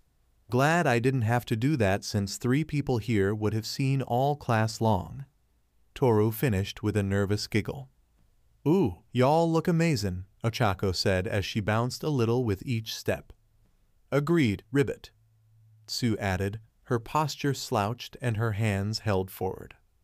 Ochako was wearing a pink and black, skin-tight bodysuit that hugged her very curvy and mildly pudgy body. She had huge, pink, bulbous boots and gauntlets. On her neck was a pink choker, he assumed to reduce nausea. On her waist was a solid kind of utility belt that didn't fully wrap around her waist. Tsu was also wearing a skin-tight bodysuit but green and seemed to be designed to keep her warm. It showed off her incredibly petite yet surprisingly shapely and lithe figure. She had shoes similar to Rumi in that they made her feet look more animalistic, but like a frog's instead of a rabbit's. On her head were large goggles, but he couldn't tell what they were for, maybe to see better underwater. "Dang, Chako and Tsu.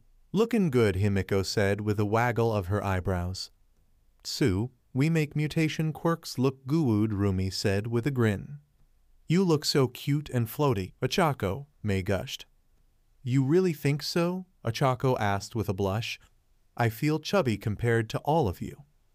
"I keep telling her that I like that about her," Ribbit said, poker face in full effect. Pudgy is hot too, accept it. May thinks so too, Rumi whispered while pointing at May, whose eyes were zooming in and out all over Ochako. Ochako sputtered. You can't be serious. Izuku tapped his temple. Trust me, they're telling the truth, and so am I when I say you both look phenomenal and ready for heroics at the same time. Nejair flew in over the mock city's walls and began flying circles around everyone to look at their costumes. Hey, all of you look so adorable, she said, bubbly as ever. Izuku had seen her costume on the news before, but seeing it in person was another thing entirely. Not only did she look like a pro, but she was breathtaking as she flitted through the air on periwinkle spirals. He had known she was extremely busty, but it had never been more apparent than now, and he could sense that most everyone was feeling the same thing. All Might landed in a crouch with a crunch of asphalt as he made yet another dramatic entrance. He stood to his full height and placed his hands on his hips with his trademark smile firmly in place. They say the costume makes the hero, and all of you certainly look the part, he bellowed proudly with a lingering look at Izuku. Today's exercise will be objective-based. I've placed a fake bomb in a building that one team will be defending while the other attacks. Offense will win by touching the bomb and defense will win by running out the timer. Either team can win by incapacitating the opposing team by means of immobilization, knockout, or if I call them out for any reason. I want each team to picture yourselves as heroes and the opposing team as villains. Offense should picture it as trying to invade a villain hideout and defusing a bomb, while defense should view it as defending a bomb from villains trying to set it off while it's being defused. Destruction of the fake bomb will count as a loss for both teams, so watch your collateral. This has the potential to get dangerous, so here my word is law. If I say stop, you freeze. If I say spin, you twirl. Is that understood? All Might asked with a no-nonsense tone that had nearly everyone snapping out a yes, while some just nodded. Shouldn't we do basic combat training first? Sue asked worriedly. How will teams be selected? Ida asked now that he had finally snapped out of his stupor. Young Asui, this is to get a baseline of where everyone is at, as well as a way to see how you handle a new situation that you might not be prepared for. Young Ida, the only rules are the ones I've already stated and teams have already been randomized. All Might answered before anyone else could pile on more questions. Is random really the best way? Ida questioned, but not rudely. Nejair was somehow bouncing mid-air and raising her land like her life depended on it. Me, I know. It's because heroes do random team-ups all the time, right? Right. All Might's booming laugh echoed through the empty city. My trusty Ta is exactly right. Now, here are your teams and who you'll be facing in what order. He pressed a button on his phone like Aizawa had done the day before, and a hologram popped up to display the teams. Offense vs. Defense. Obaroshido vs. Takoyama Kirishima. Uraraka Urazu vs. Ayamasui. Aizawa Todoroki vs. Hatsumeda. Shoji Kaminari vs. Jiro Hagakure. Sarah Bakugu vs. Midori Yakin.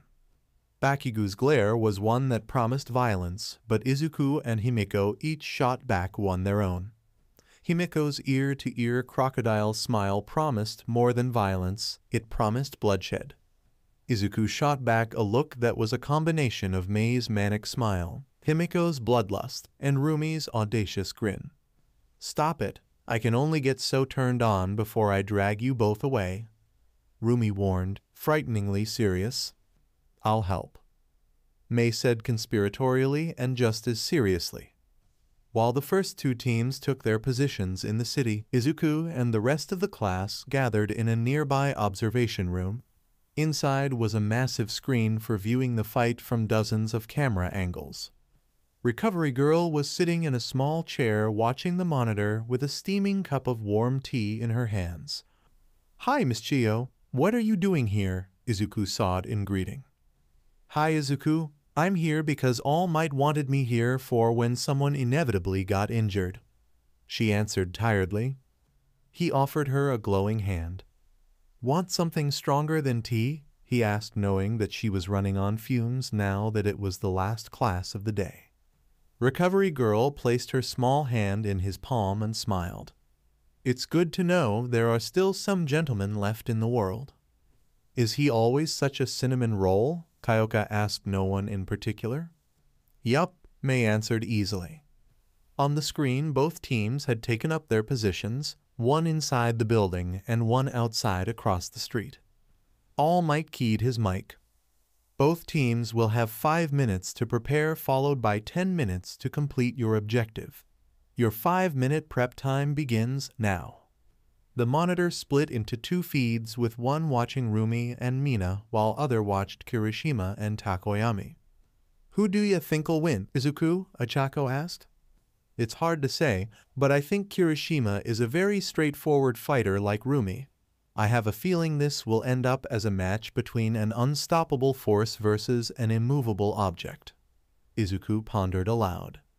Speakers came to life, and the audio from the cameras began to stream into the room. Everyone's focus was solely on the monitors. Takoyami placed a shadowed hand onto Kirishima's shoulder and whispered, "New move, Umbral Doppelganger." The shadow on his hand moved and slithered onto Kirishima's back. Dark shadow popped out of Takoyami's back and slung an arm around him. "They grow up so fast," he said while pretending to wipe away a tear. Kirishima gave a thumbs up and headed off to meet the attackers head-on. The feed switched to the attacking team. "So what should we do, Rumi?" Mina asked, her eyes darting all over the rabbit girl's muscular form. "Kirishima will probably come straight for us. I'll keep him and hopefully Takoyami busy. While I'm doing that, you can look for the bomb. If you need help, radio me and I'll break away. I'm way faster than them, so it shouldn't be a problem." Rumi answered confidently with a grin. The buzzer sounded and Rumi blasted forward low to the ground and into the building with such force that she left rabbit footprints in the asphalt. Mina approached the side of the building and used acid to create handholds in the concrete to climb the face of the building to the top floor. Almost immediately upon entering, Rumi came across Kirishima in a boxing stance in the middle of a dark hallway. He was alone. The hallway lights had been smashed out until only enough to see were left. In the darkness, Izuku could have sworn he saw Kirishima's shadow blink. Kirishima pounded his hardened fists together. "I knew you wouldn't let me down. Let's do this," he challenged. Kirishima's shadow moved then. It lifted itself off the ground and floated behind him, attached to his back. The shadow looked much like Takoyami's dark shadow, but this one was a shadowy specter of Kirishima's upper body. It even had the same sharp teeth. Then it spoke. "Let's do this," it parroted its host. "Now we're talking," Rumi roared as she charged. She jumped with her left heel high in the air. "Luna Arc," she yelled as she brought her metal-encased heel down. Kirishima's shadow blocked the attack with crossed forearms as Kirishima himself lashed out with a jab at Rumi's stomach. The hardened fist met flesh, but Rumi didn't even grunt in pain. He might as well have punched a brick wall. Izuku might have worried that Rumi would overdo it and kill the poor boy, but he knew that since she could gauge an opponent's strength so well, she could also tailor her incredible strength to match each opponent flawlessly. Rumi began trading rapid-fire blows with the shadow and its host. The redhead was mostly defending against the white-haired girl's onslaught, but the shadow loosed a barrage of punches with no care for its own well-being. After dodging a haymaker, Rumi cracked the boy's hardening with a solid push kick to the stomach. Kirishima slid backwards as he clutched his abdomen before straightening to his full height with a defiant gleam in his eyes. His hardening reformed and creaking could be heard as the sharp angles created by his quirk began to multiply. "You won't get past me," he challenged as his quirk went into overdrive and he began to look like he was made entirely from jagged stone. "Unbreakable," he bellowed as he dove back into the fray, Rumi meeting him head-on with her grin shining in the low light. Rumi began wailing on the now seemingly indestructible boy while taking hits from the shadow as it rained blows, shouting aura each time. "Now this is a fight," Rumi cheered with near manic glee.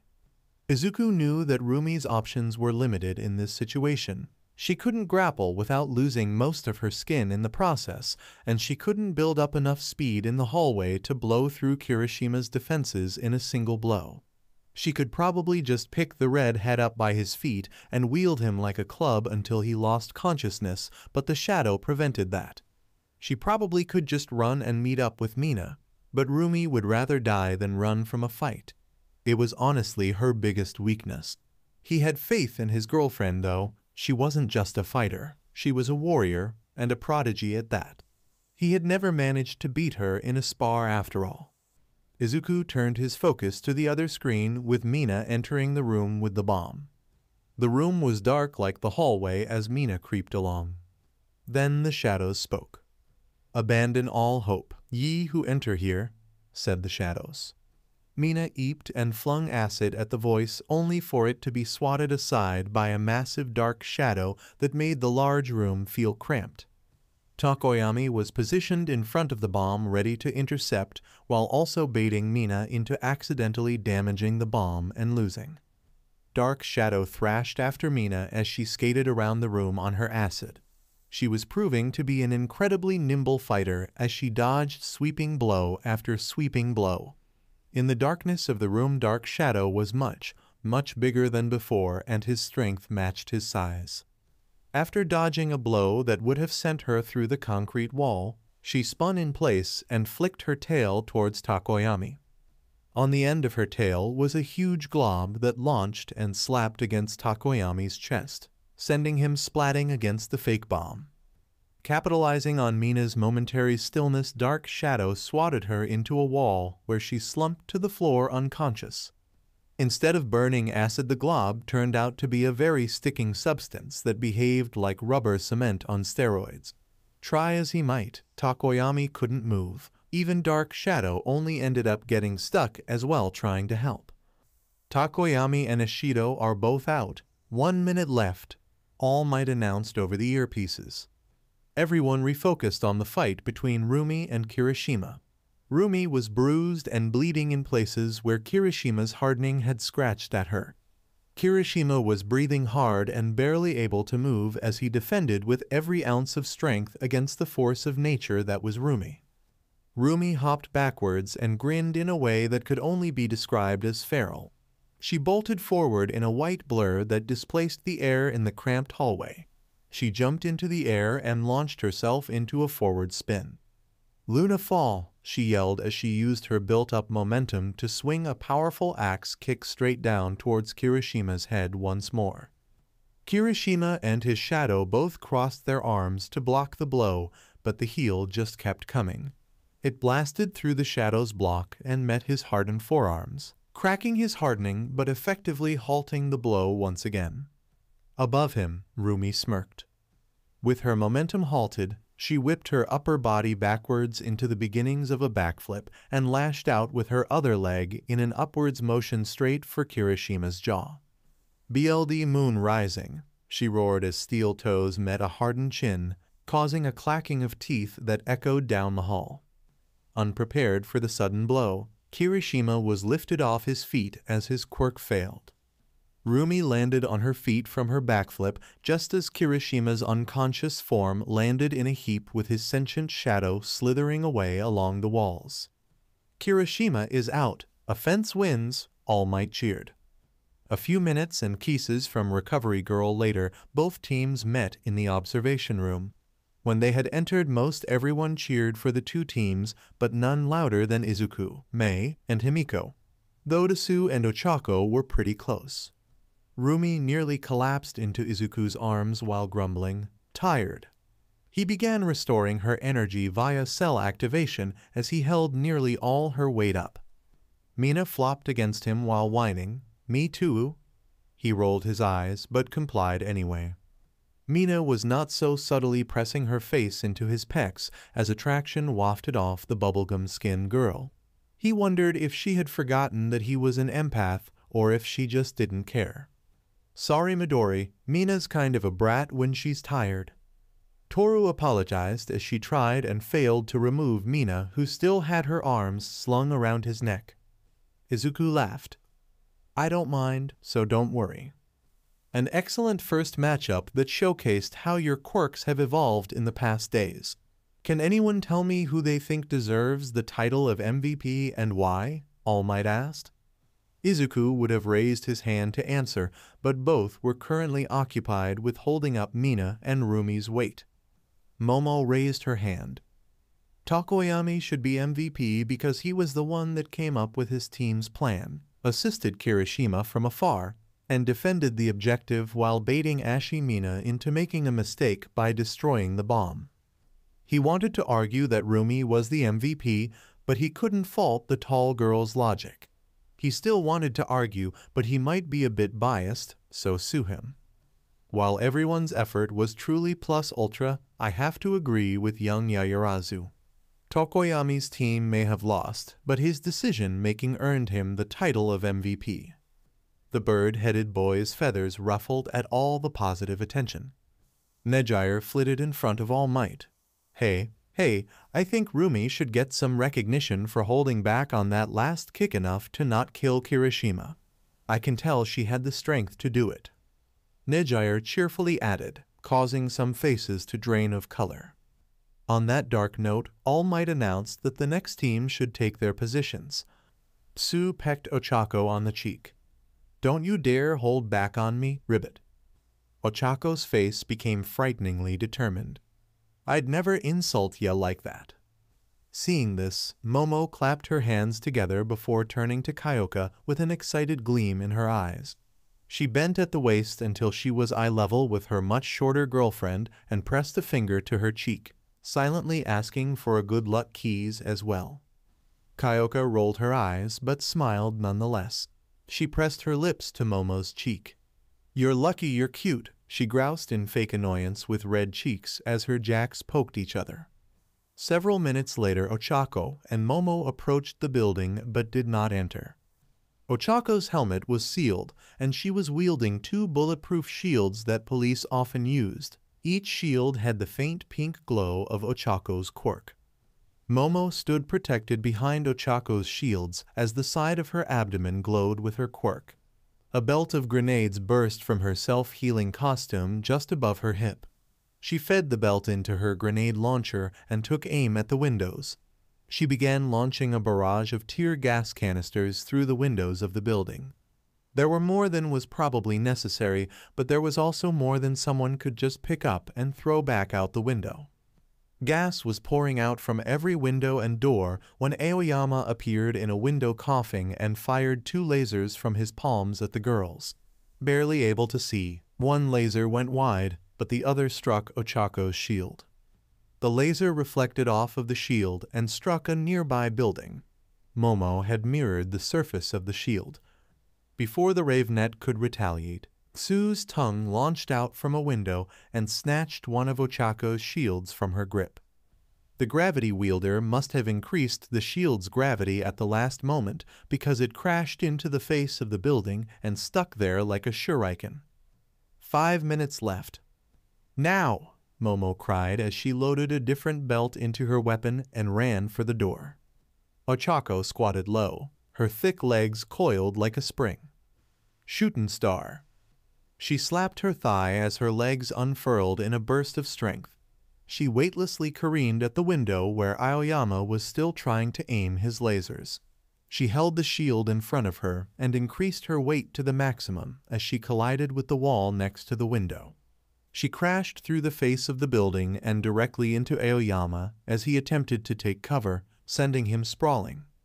Tsu was almost on her too fast for her to move the shield in time to block a roundhouse kick that dented the shield and sent her sliding backwards despite her increased weight. Ochako threw the shield at Tsu and increased its gravity mid-flight. It collided with Tsu with a slap that sent her flying backwards. Aoyama was just getting to his feet again when Ochako Bull rushed the diminutive boy and shoulder-checked him into the wall with all the grace of a runaway train. Aoyama slid to a seated position as unconsciousness claimed him. Aoyama is out. Ochako whirled to face Tsu, but she was nowhere to be seen. The tear gas-filled room was empty. A cough sounded from above her. She whipped her head up just in time to see Tsu reappear and shoot her in the neck with a dart fired from her blowgun. Ochako wobbled on unsteady legs as Tsu's paralytic toxin did its work. She collapsed to the ground, wholly unable to move. Uraraka is out. 2 minutes left. Tsu leapt from the ceiling to the floor and raced into the hallway to find Momo. Her senses were shot from the tear gas, but there wasn't enough time left to be cautious. Momo was standing in the hallway with her grenade launcher pointed directly at her. Momo had found her first. Even from the cameras, Momo cut an imposing figure with tear gas billowing around her tall, gas-masked form. Momo held down the trigger as she marched forward. Rapid-fire explosions of pink smoke erupted in the confines of the hallway and against Tsu. Tsu was sent pinballing down the hallway as the concussive rounds blasted everywhere. She finally came to a stop against the end of the hallway in a crumpled heap, unconscious. Asui is out. Offense wins. Izuku made a mental note to never let Mei and Momo team up in the future. Speaking of Mei, he turned to the Pincat. "When did you have the time to make Tsu a blowgun?" he asked. "While I was drinking my morning coffee." "Why?" Mei responded, as if it was no big deal. "Just curious," Izuku said while laughing at himself internally for underestimating his inventing prodigy of a girlfriend. Once everyone was conscious and healed, the two teams came back to the observation room. Momo was still apologizing profusely as she came in. Tsu was steadfastly waving her off as she held up most of Ochako's weight. Aoyama was walking behind them, looking the least sparkly he had seen the boy. Tsu was feeling indecisive for a moment when she saw him watching them, but quickly seemed to make a decision as she steered Ochako towards him. "Ochako is still a bit numb, Ribbit. Could you see if your healing quirk could help, please?" Tsu asked. "No problem. You want some too?" he asked as he held out 2 glowing hands. Before Tsu could answer, Himiko snuck up behind the pair and pushed them both into his chest while trying to reach him from around them. "Group hug," she said with mischief. "Himiko, maybe they didn't want to hug me," Izuku lightly chastised, not wanting to make them uncomfortable. He felt Ochako and Tsu melt into the hug and against him. He could have sworn he heard Tsu inhale deeply through her nose as affection and attraction made themselves known. "I think you know otherwise, Ribbit," Tsu croaked happily against his abs. "Mimechimum," Ochako hummed in a slurred agreement, still somewhat under the effects of the toxin. "Both of you were amazing out there," he whispered. A moment later, All Might took his position, but not before Nejier landed next to Momo. "How come you didn't have Uraraka use her quirk on you and jump through the window with her? Were those pink explosions the same as the mines that are sometimes used in the sports festivals?" Nejier asked, so close to Momo that her prodigious chest pressed against Momo's stomach. Kyoka was standing right next to them with a nearly glowing blush. Her eyes were glued to the way Nejier's chest was pressed against her girlfriend's stomach, and Momo's chest looked like it was about to smother the shorter girl. To Izuku's surprise, Kyoka wasn't feeling jealousy at the proximity, quite the opposite in fact. Momo didn't seem to mind in the least surprisingly, she just pursed her lips together, as if she was trying to think of a way to explain. "They are the same. The company that provides those mines is a subsidiary of the Yaoyorozu conglomerate. I was worried that Uraraka's quirk would affect my rounds and increase their velocity to potentially lethal levels," Momo explained with a smile down at the shorter girl. "That's some quick thinking. It's good you're so smart," Nejier praised. Momo blushed a bit at that, and Izuku could feel some affection as well as attraction come off the girl. In fact, all three were feeling something similar. "Wait, you're a Yaoyorozu of the Yaoyorozus?" Shiro asked in bafflement. Momo blushed even harder. "Yes, but please don't treat me differently due to who my parents are," she pleaded. All Might clapped his hands together to gain everyone's scattered attention. Now that was some siege by the offense. The defenders also adapted admirably. Who wants to tell me who the MVP is this time?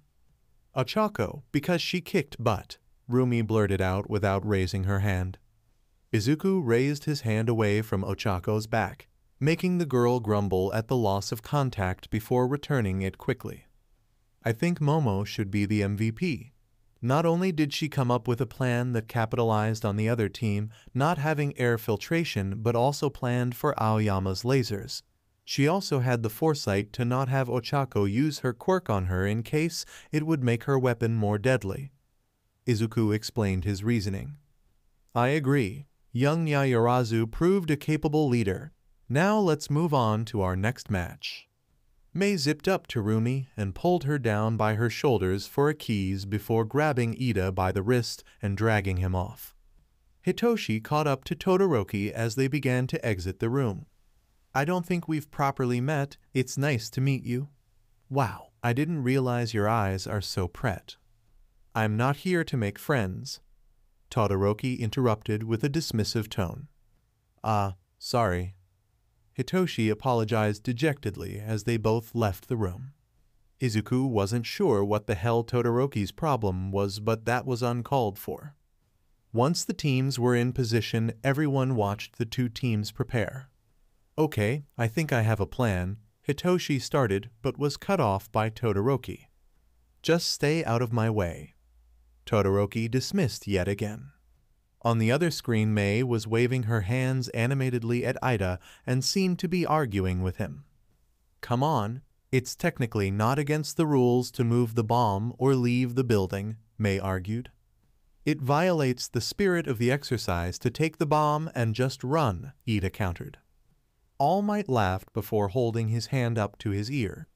Young Hatsum is correct, and a hero must use every advantage given, he said over the radios, but only to their team. Mei laughed in triumph before they readied their plan. Minutes later, the buzzer rang and All Might boomed, "Begin." Todoroki confidently approached the building with Hitoshi trailing behind him. He laid a single hand on the building, and in a matter of seconds every surface of the building was frozen in a layer of ice. He breathed out a mist of supercooled breath as he was about to step into the building but stopped short. Up there, Hitoshi yelled while pointing to the neighboring rooftops. Ida could be seen with the bomb strapped to his back with cables sprinting across rooftops away from them. That wasn't all, though. Something floated high above him, backlit by the sun. On the other screen, a floating drone camera was focused on Mei. She floated high above the street with metal wings that unfolded seamlessly from her power cell backpack. The metal wings looked skeletal in appearance, but each bone was rectangular in shape with thrusters burning at the tips. She aimed her Exodus rifle. There was a charging sound for a moment before she fired. A sonic boom sounded as the round traveled for Todoroki. The round struck him in the chest with a wet slap that was comparable to the sound of someone belly flopping from a great height, followed by the sound of electricity being discharged. Todoroki had the wind knocked out of him and was thrown bodily to the ground from the sudden transfer of kinetic energy as his muscles seized. Thinking fast, Hitoshi grabbed a surprisingly still conscious Todoroki and dragged him inside the building. The tables had suddenly been flipped as they found themselves on defense. Mei patrolled the skies outside looking for an angle with her X-ray vision. "Cool wings," Hitoshi yelled to Mei. "Thanks," Mei's distorted voice responded. "Why didn't my quirk work? She's just going to keep us pinned until the timer runs out." Hitoshi yelled over the sounds of Mei's bullets whizzing through windows by their heads. Todoroki was scowling and didn't say anything. He just stomped a foot down outside of cover. A glacier exploded into being and managed to reach all the way up to Mei and encase her feet in ice. Mei held her rifle in one hand and punched the ice encapsulating her feet, shattering it with the enhanced strength of her suit. Hitoshi looked down and noticed that the ice that layered the floor was now melted into a thin layer of water, but too late. Mei fired another round, but this time at the ground. Another slap could be heard before both boys' muscles locked up from the electricity of the round, but were still conscious. "May fly," May said through her helmet speakers in a distorted voice. Dozens of small winged insectoid robots flew from a small cylinder on her lower back. They swarmed the building while the two boys were still recovering from their shock. The mayflies kamikazed into them and exploded into a pink capture foam that quickly spread to cover all but their heads. Aizawa and Todoroki are both out. Defense wins. I wonder if Hatsum would be open to exchanging some blueprints. Momo wondered aloud. "Hey Green, remind me not to let your girlfriend and mine team up," Kyoka said while side-eyeing Momo. Momo scoffed in indignation but didn't argue. "Was thinking the same thing, heartthrob," he said in a teasing tone. Kyoka blushed as her ear jacks spasmed. "W what?" she asked. "Well, you send your heartbeat through your jacks, so heartthrob seemed an appropriate nickname," he answered with a smug grin. It makes sense, I guess, but just call me Kyoka," Kyoka said as she tried to get her blush under control. He might have been worried he had overstepped if he couldn't sense her affection. Momo yanked the girl into a suffocation by Melon's type hug. "Awa, that's a perfect nickname for you, dear. Maybe as a hero name?" Kyoka gasped for breath once she managed to free herself. "I'll think about it," she mumbled, still red-faced. A couple minutes later, May flew into the room with her helmet open and scooped Rumi off her feet. "My babies worked perfectly. Did you see? Did you see?" she frantically asked as she twirled Rumi in the air. Rumi laughed heartily. "Of course I did, and of course your babies worked. You're the one that made them after all." May beamed and kissed Rumi deeply as she descended to the ground. Todoroki had a hollow look as he trudged over to a corner and stared down at his feet unseeing. Hitoshi approached Izuku. "That SCK, I'm not a pretty girl, but can I have a hug too?" he asked. "Of course," Izuku said as opened his arms to the boy. Hitoshi all but collapsed against him. Izuku rubbed a few circles into his back. "It's a shame you're not into guys," he said with a muffled voice. Izuku laughed and tightened his hug. "So I'm told. I think it might be a bit obvious who deserves it, but who can tell me why young Hatsum deserves MVP?" All Might asked. Momo immediately raised her hand. She came up with a plan that was not only creative given the rules of the exercise, but also gave little to no chance for the opposing team to succeed. Even if she was taken down, the offense team would have been hard-pressed to catch up to Ida with the head start she gave him. An excellent takeaway, young Yaoyorozu, but it should be noted that young Aizawa prioritized the safety of his teammate when he could have just saved himself. Young Hatsum used every advantage she was given, and to great effect. Let this be a lesson that a hero should take advantage of anything and everything available to them. Even if I can punch most of my problems away in a single punch, I still make advantages where I can. This line of thinking will not only keep you safer, but it will also help you save lives. Going forward, however, the bomb must remain inside the building. All Might explained. "Now, next teams take your positions," he added a second later. Momo kissed Kyoka sweetly on the cheek. "Good luck, dear." Mina winded up and slapped Toru on the butt hard and said, "Go get 'em, they'll never see you coming," before bursting into laughter. "Mina!" Toru yelped out as she turned invisible, only causing Mina to laugh harder. A few minutes later, Izuku watched as Toru and Kyoka waited at the top of a staircase in plain view. Kyoka had her jacks plugged into the speakers on her hands and held them forward. Toru placed a hand on Kyoka's back and whispered, "Invisibility cloak."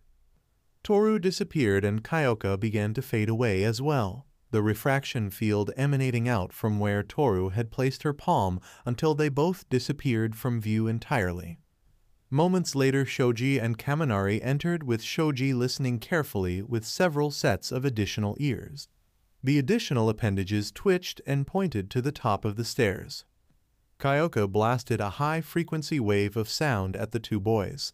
Unprepared for the sudden loud noise, Shoji collapsed to his knees as he held his head in pain. Kaminari recovered first and made a finger gun aimed at the stairs with the other hand covering an ear. Taser, 50,000 volts. Electricity shot from his finger and connected with an invisible Toru. Toru and Kyoka became visible once more as Toru fell to the ground writhing. Kyoka grabbed Toru and dragged her away and out of sight of Kaminari. "You find the bomb, I'll go after Jiru," Shoji said as he stood back up and reformed his appendages into fists. Kaminari nodded, and they ran up the stairs together before splitting off. Shoji raced after Kyoka and found her as she rounded a corner, coming towards him with a smirk. He charged forward, hoping to reach her before she could get a sound wave off. Kyoka's jacks slithered behind her neck and crossed sides. They plugged into the backs of what Izuku had mistaken for simple gauged earrings with an audible click. Feedback. A shockwave of sound emanated not from Kyoka's speakers, but from her chest. The sound of a heartbeat drumming could be heard as sound wave after sound wave pulsed from her in a sphere.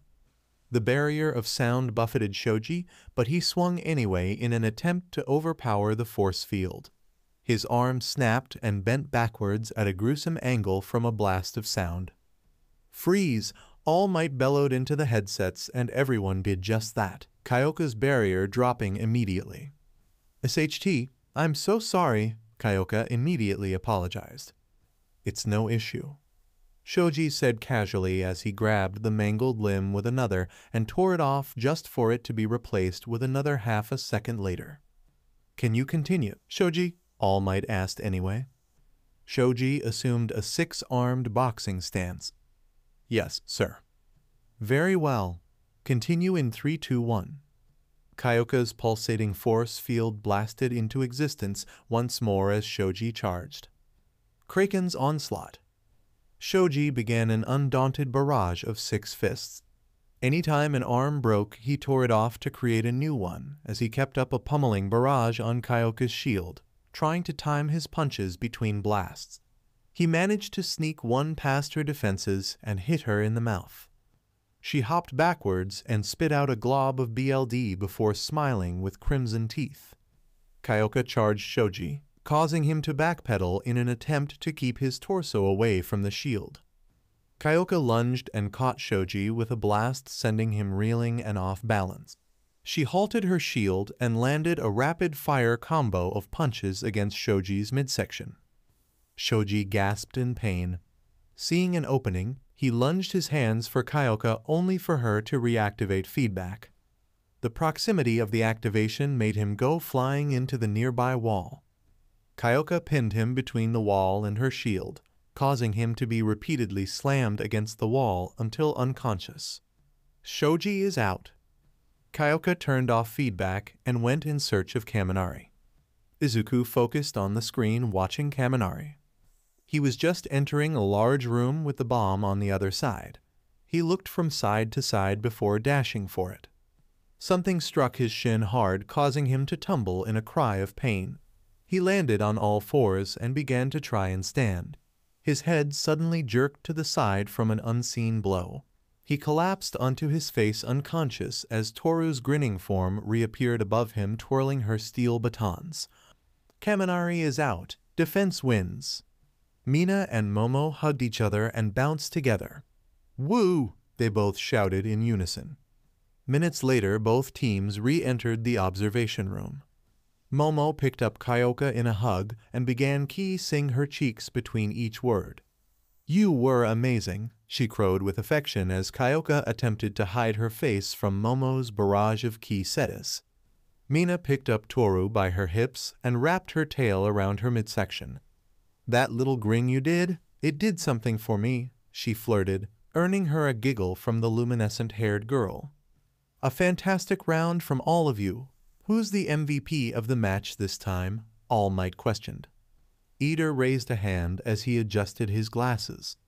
"I believe the MVP was Hagakure. She aided her teammate in the beginning and prevented Kaminari from reaching the objective. Jiru, however, should be commended for aiding her fellow teammate in her time of need."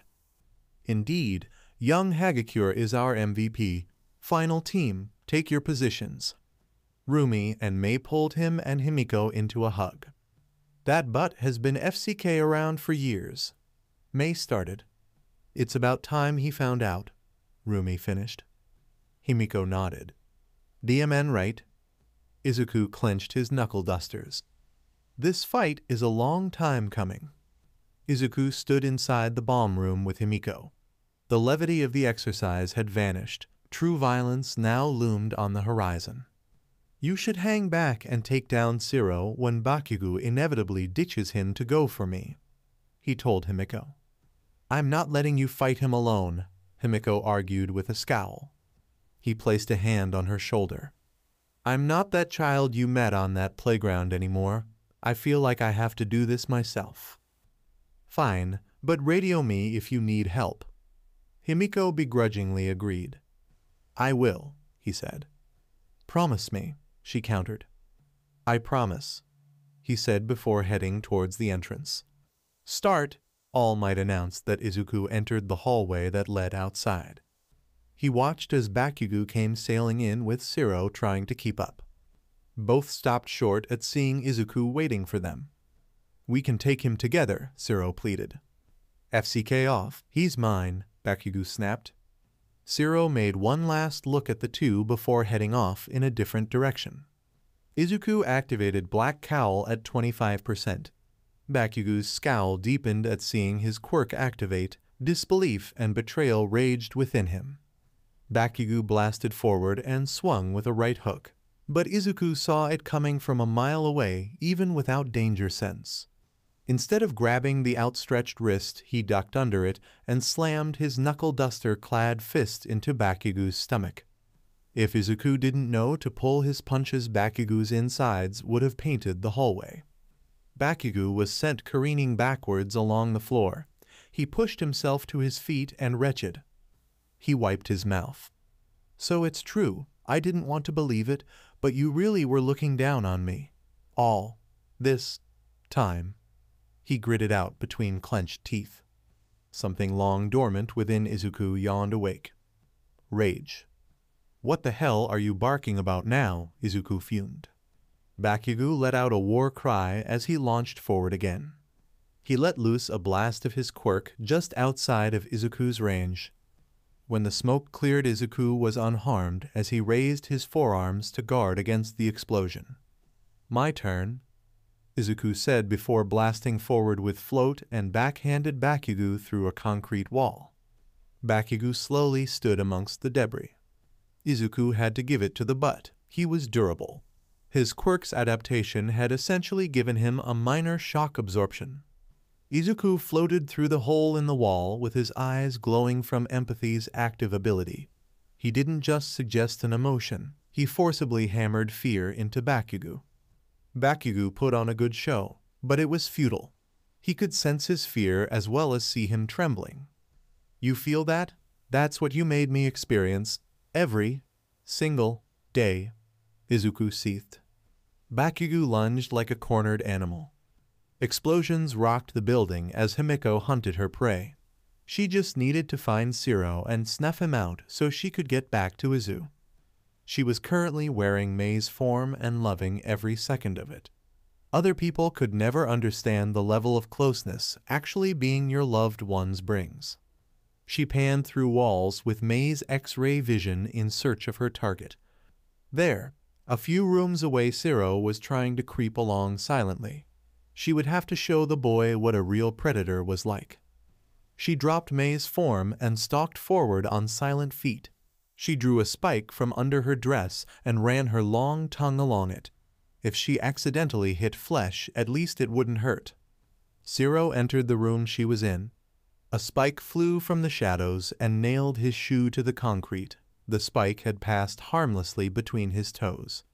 SHT, he yelled in alarm. Himiko sprang from the shadows with teeth bared. Shiro shot out tape at her in a panic only for her to easily dodge.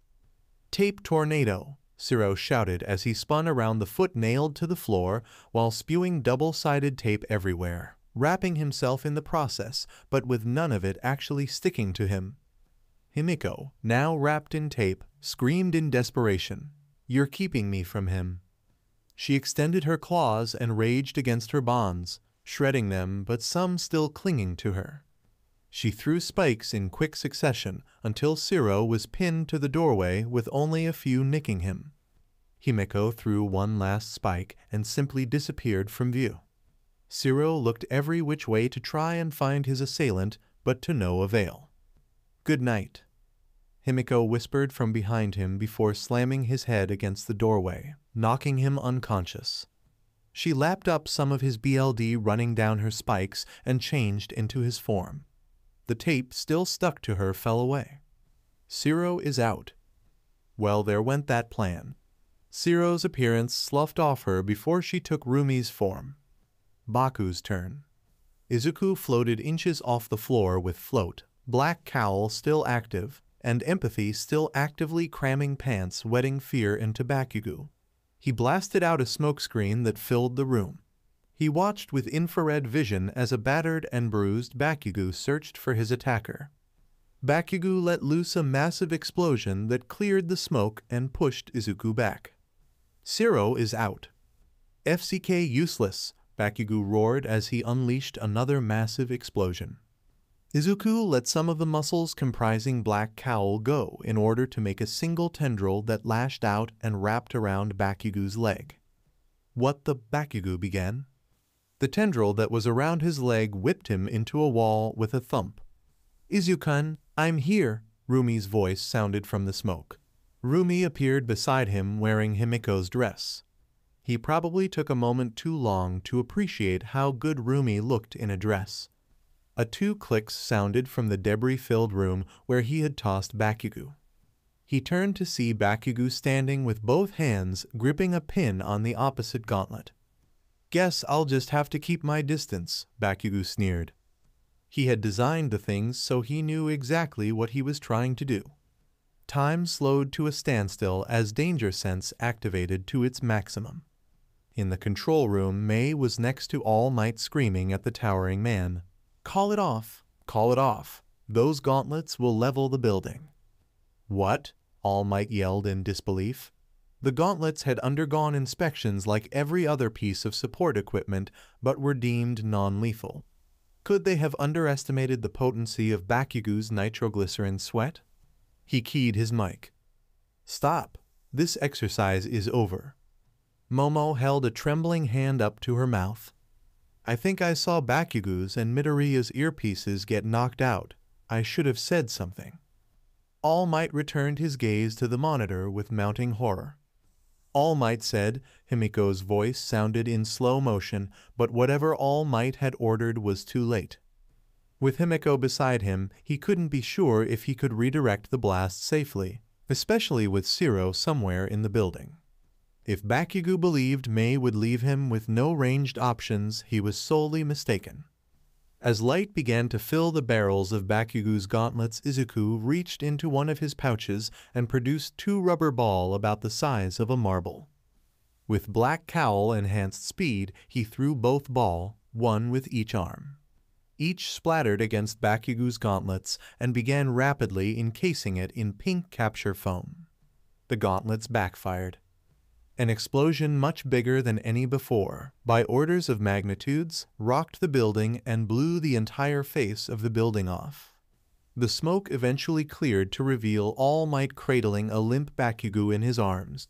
Both of Bakugo's arms were purple and broken to the point that they looked mangled. Thank you for joining us on this incredible journey through What If Deku Had Ability to Forcibly Evolve Quirks. I hope you find this video as intriguing and thought-provoking as we did. A big shout out to Fanficton for crafting such a compelling story. Don't forget to check out their profile on Archive of Our Own for more amazing works. The link is in the description below. If you liked this video, please give it a thumbs up, share it with your friends, and don't forget to subscribe to What If Deku 2 for more fascinating explorations into the world of fanfiction and fantasy. Your support helps us create more content like this, and we're always excited to hear your thoughts and suggestions in the comments section. See you guys in the next video.